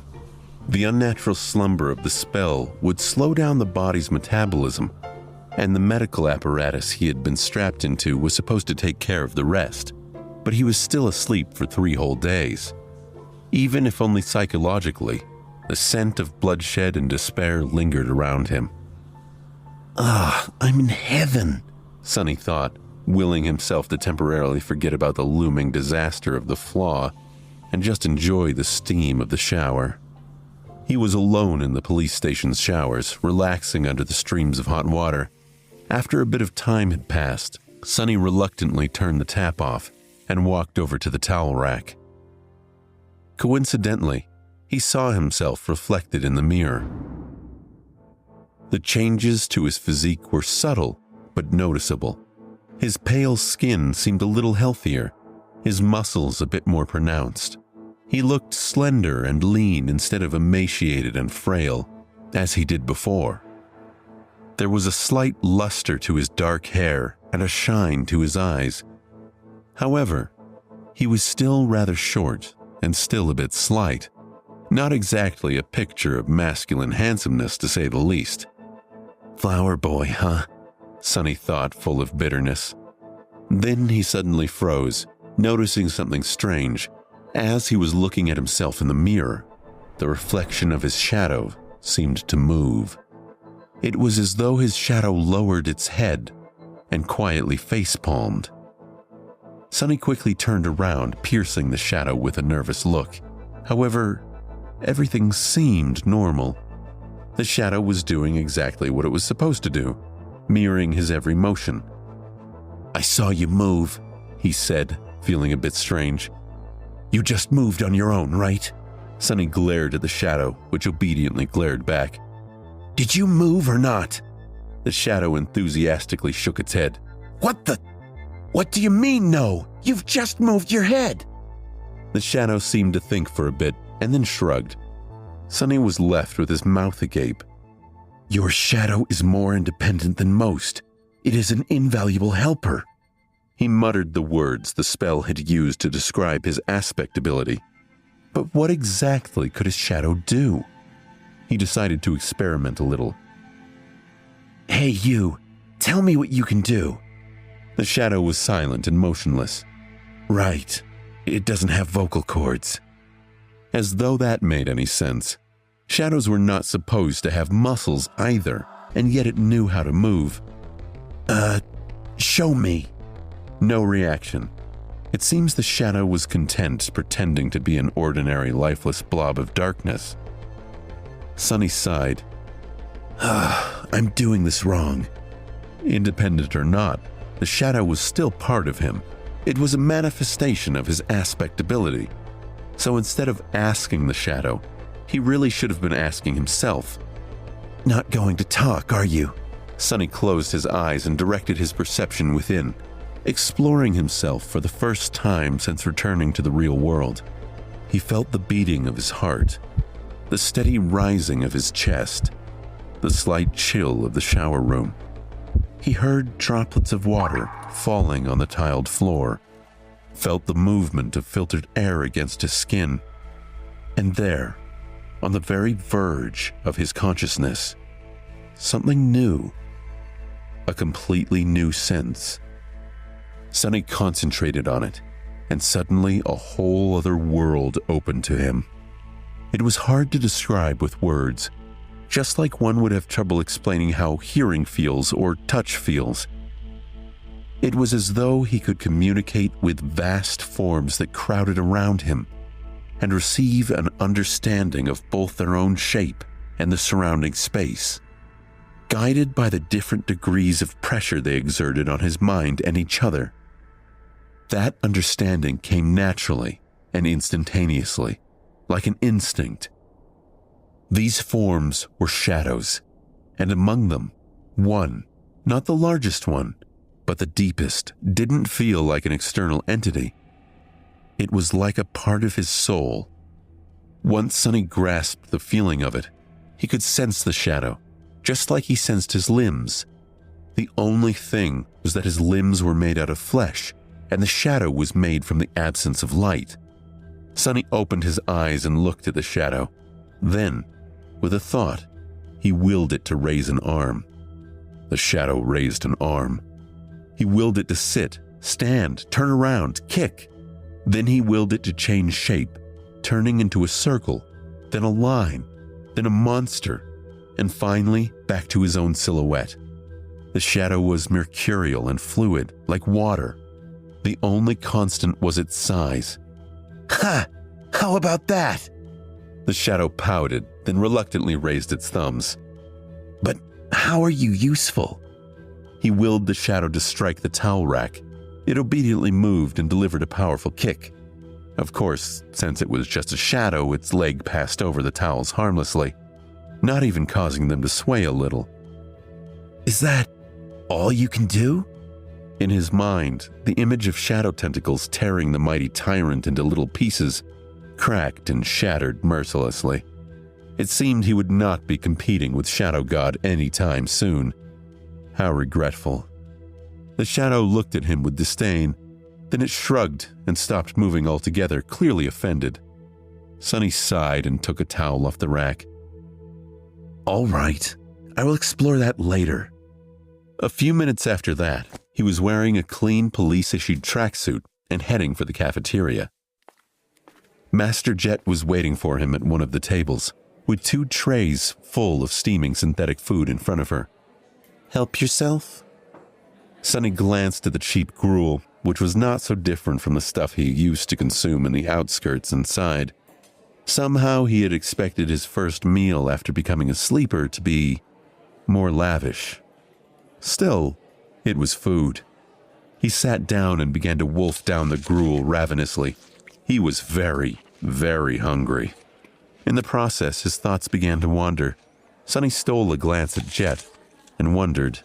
The spell told him to find a master, and the next thing he knew, a woman was calling herself master right in front of him. He tried to imagine being an obedient slave to someone like her. Weird thoughts started to appear in his mind. You know what, Sonny? He thought with dark irony. Knowing your luck, this would be a perfect moment for her to ask. What are you thinking about? Sonny choked on the gruel. He felt his mouth beginning to open and put all of his will into staying silent. A second passed without him saying anything.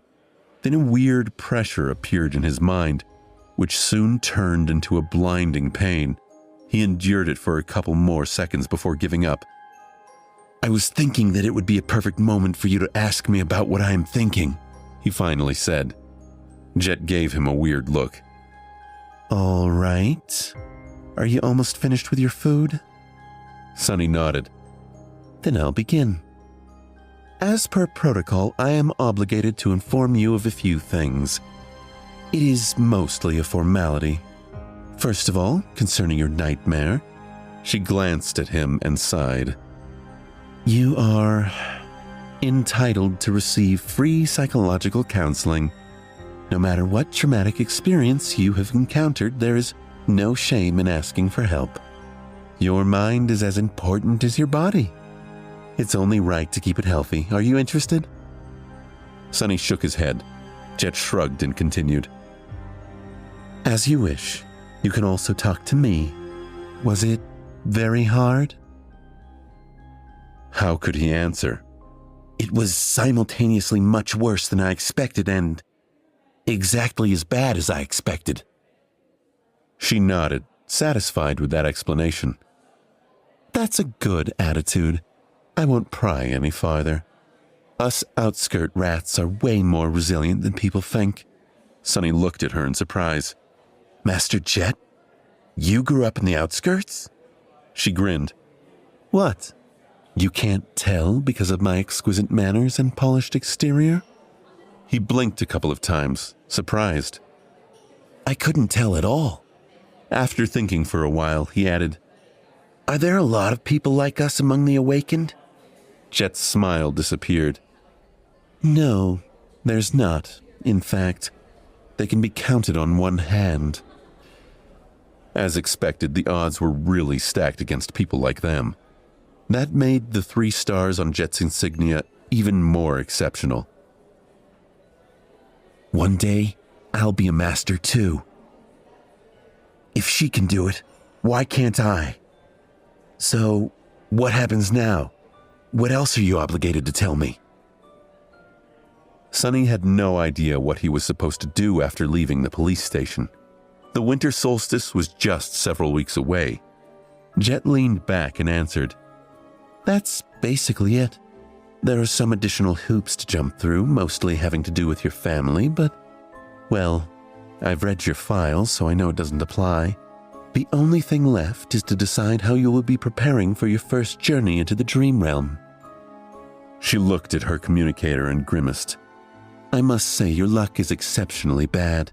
You do not have much time to prepare. First of all, you are free to do what you want. No one is forcing you to make a certain decision. That is to say, you can choose to prepare on your own, or not prepare at all. Party until the lights go out. Sonny was not very well versed in partying. However, I would advise against that. As a sleeper, you are also entitled to enroll in the Awakened Academy.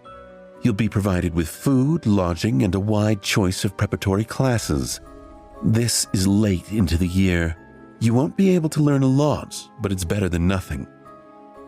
She was silent for a few seconds, then added, More importantly, you will get acquainted with most of the people who will enter the dream realm with you. Some of them might become your companions for life. And some may end up trying to end that life once we're inside the spell, Sonny added, reading between the lines of what Master Jet had said. So, what do you say? Do you want me to take you to the academy? Sonny thought about it. Strangely, his flaw was silent, not forcing him to answer one way or the other. Is it because I haven't made up my mind yet? Finally, he looked down at his empty tray and made a decision. Free lodging and food, you say? Yeah, I want to go to the academy.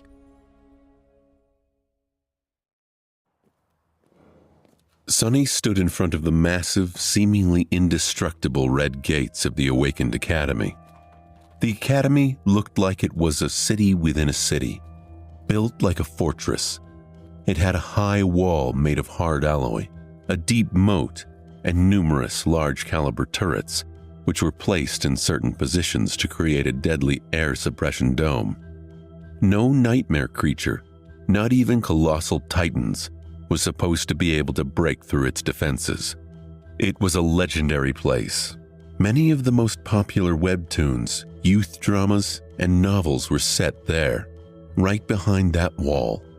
Adventures, rivalries, and romantic entanglements of the young awakened heroes were the mainstream theme of modern entertainment, capturing everyone's collective imaginations. Never in his wildest dreams did Sonny imagine becoming one of these heroes. Of course, how things really were differed a lot from how it was portrayed in the media. More than that, he had only 4 weeks to spend here before venturing into the dream realm. Even if he wanted to, there was not enough time for any type of entanglement, and he definitely did not want to get involved in anything so messy. He had to learn how to survive. He had no time to waste. The snow was slowly falling to the ground. It was cold and silent in front of the academy gates. Except for Sonny, there was only one other person. Another new sleeper, if he had to guess. She was a tall, slender girl around his age, with clear gray eyes and a detached look on her face. She had strange silver-white hair that was cut short and neatly parted to the side. Just like him, she was dressed in a police-issued tracksuit and had no personal belongings with her. On her head, there sat a pair of old-fashioned headphones. She calmly listened to music while they waited. There was a certain vibe to the silver-haired girl. It was sort of as though she was apart from the world. She looked confident and self-sufficient, but also a bit lonely. Sonny wasn't going to start a conversation. Who knew what kind of situation he would put himself in due to that damn flaw? It was better to keep to himself.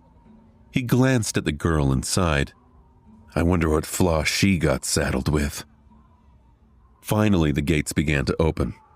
The giant, ridiculously thick sheet of reinforced metal slowly descended, creating a long bridge.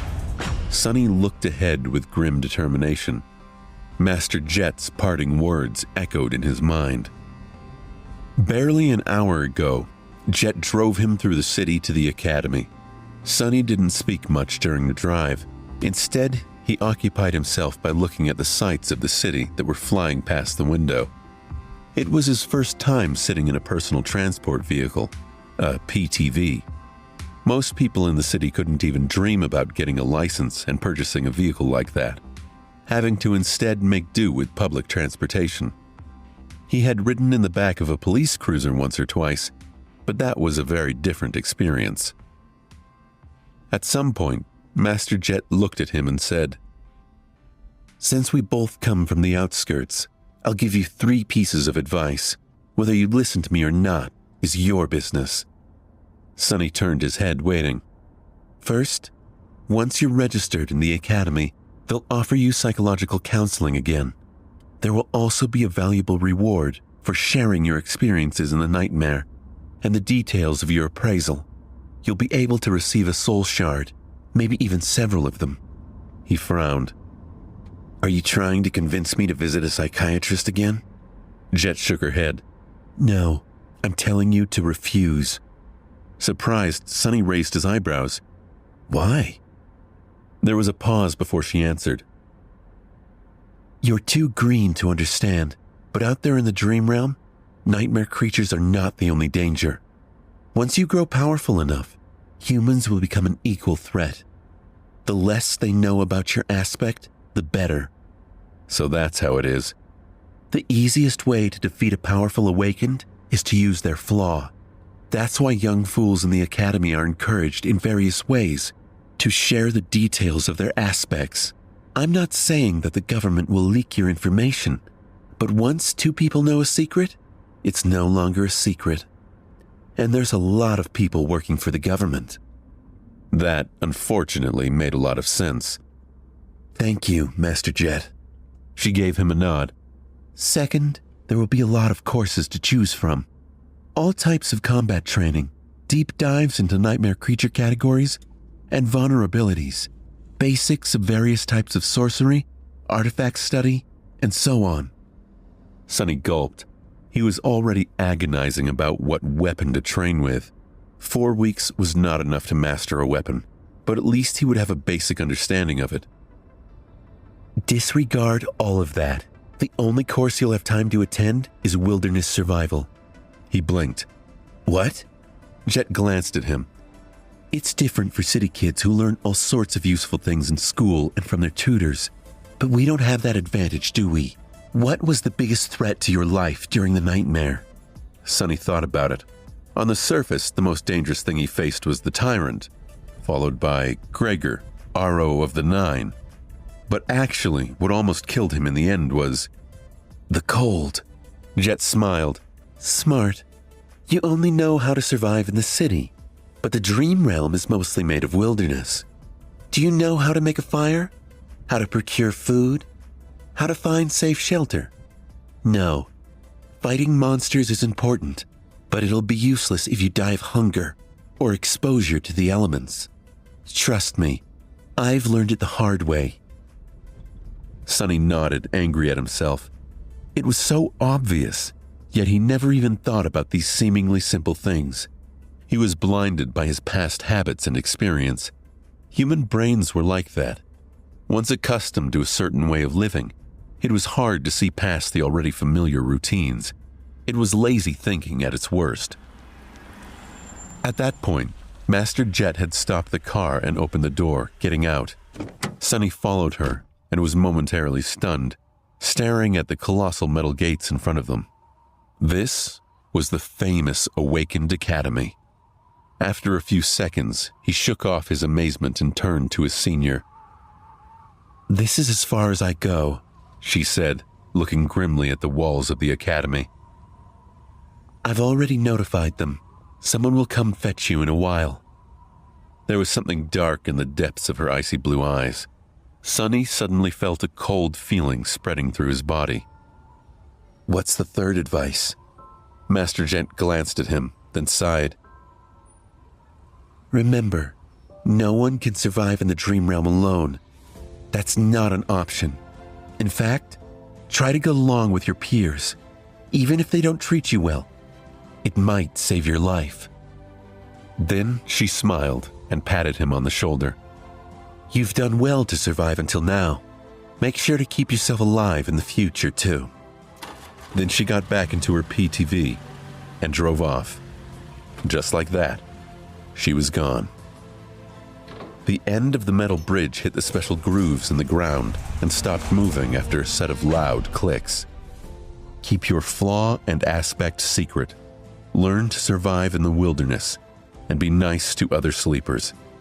It didn't sound too hard, but for some reason, he was sure that these weeks were going to be as challenging as his first nightmare, or maybe even worse.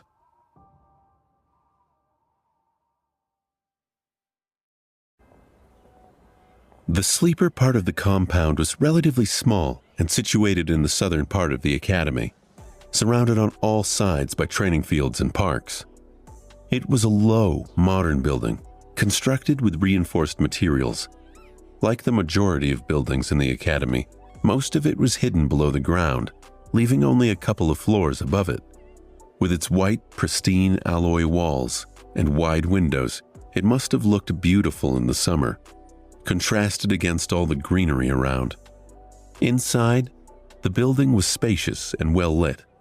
Sunny and the silver-haired girl were taken to a large hall where 100 or so young men and women, sleepers of the same unfortunate timing as the two of them, were already waiting for the beginning of the introduction ceremony. Most of them were nervous, tense, and excited. Logistics of the academy were a constant headache for the administrators, since the rate at which the spell infected people was always chaotic. There was no way to orderly structure for batches of sleepers to undergo any type of standardized education on a shared schedule. Some of them had a full year to prepare for the dream realm, some only months, some even mere days. That's why these induction ceremonies were held each month at the beginning of the year, and then every week once the winter solstice began to loom near. Some of the sleepers in the hall had to wait days to be inducted, while Sunny had lucked out and was delivered to the academy just hours before the scheduled event. Once inside the hall, he understood two things. First, everyone was well dressed and in possession of a suitcase, a duffel bag, or at least a backpack, carrying their personal belongings. They were obviously coming prepared, most likely from home, sent off by their families. So Sunny and the silver-haired girl, who came empty-handed and wearing simple police-issued clothes, were not a norm like he had assumed, but actually an eye-catching abnormality. Right, that makes sense. Second, Master Jet was not being overly humble when she called herself below average by awakened standards. Even though these young people were just starting their paths as awakened, their looks were dazzling. Everyone was handsome, beautiful, and radiated health. He swallowed. Still, I feel like none of them compare. She might not be as perfectly shaped, but I don't know. She has a presence. It's like shadows become deeper and the temperature drops by a couple of degrees when she's in the room. Was this the difference between a sleeper and a master? But all of these thoughts were just him trying to postpone the inevitable. Sonny already knew that he was in for a wild ride. Because he could not lie, and all of these excited youths, regardless of their clothes, gender, and looks, wanted to do one thing: talk. Every one of them wanted to talk with their fellow sleepers. They wanted to discuss their nightmares, their future journey into the dream realm, and everything in between. They wanted to ask questions. They wanted to be asked questions. They wanted to discuss something important or just chit-chat about stupid things.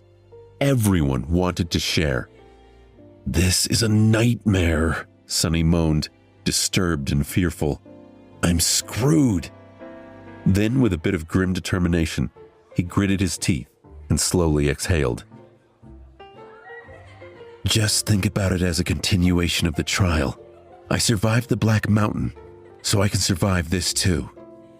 He had faced heroes, villains, monsters, and even gods. Was he going to be afraid of a bunch of teenagers? He might have underestimated how scary teenagers can be. In half an hour, pretty much everyone in the room hated his guts. After a short series of conversations, Sonny had acquired a reputation as an obnoxious, foul-mouthed pervert. This reputation was quickly solidified. He was slapped a few times and even punched once. He also discovered a couple of new things about his true self, namely that deep down inside, he was apparently rude, arrogant, and more than a little bit lustful. The conversations went something like this. "Look at all these young people. How many do you think will return from the dream realm? How many will perish? What do you think our own chances of survival are? I don't know, but I'm pretty sure a pompous fool like you will die first." Or, "I even received an armor-type memory in my nightmare. It's an enchanted robe. Would you like to see it? Actually, I would prefer to see you without a robe."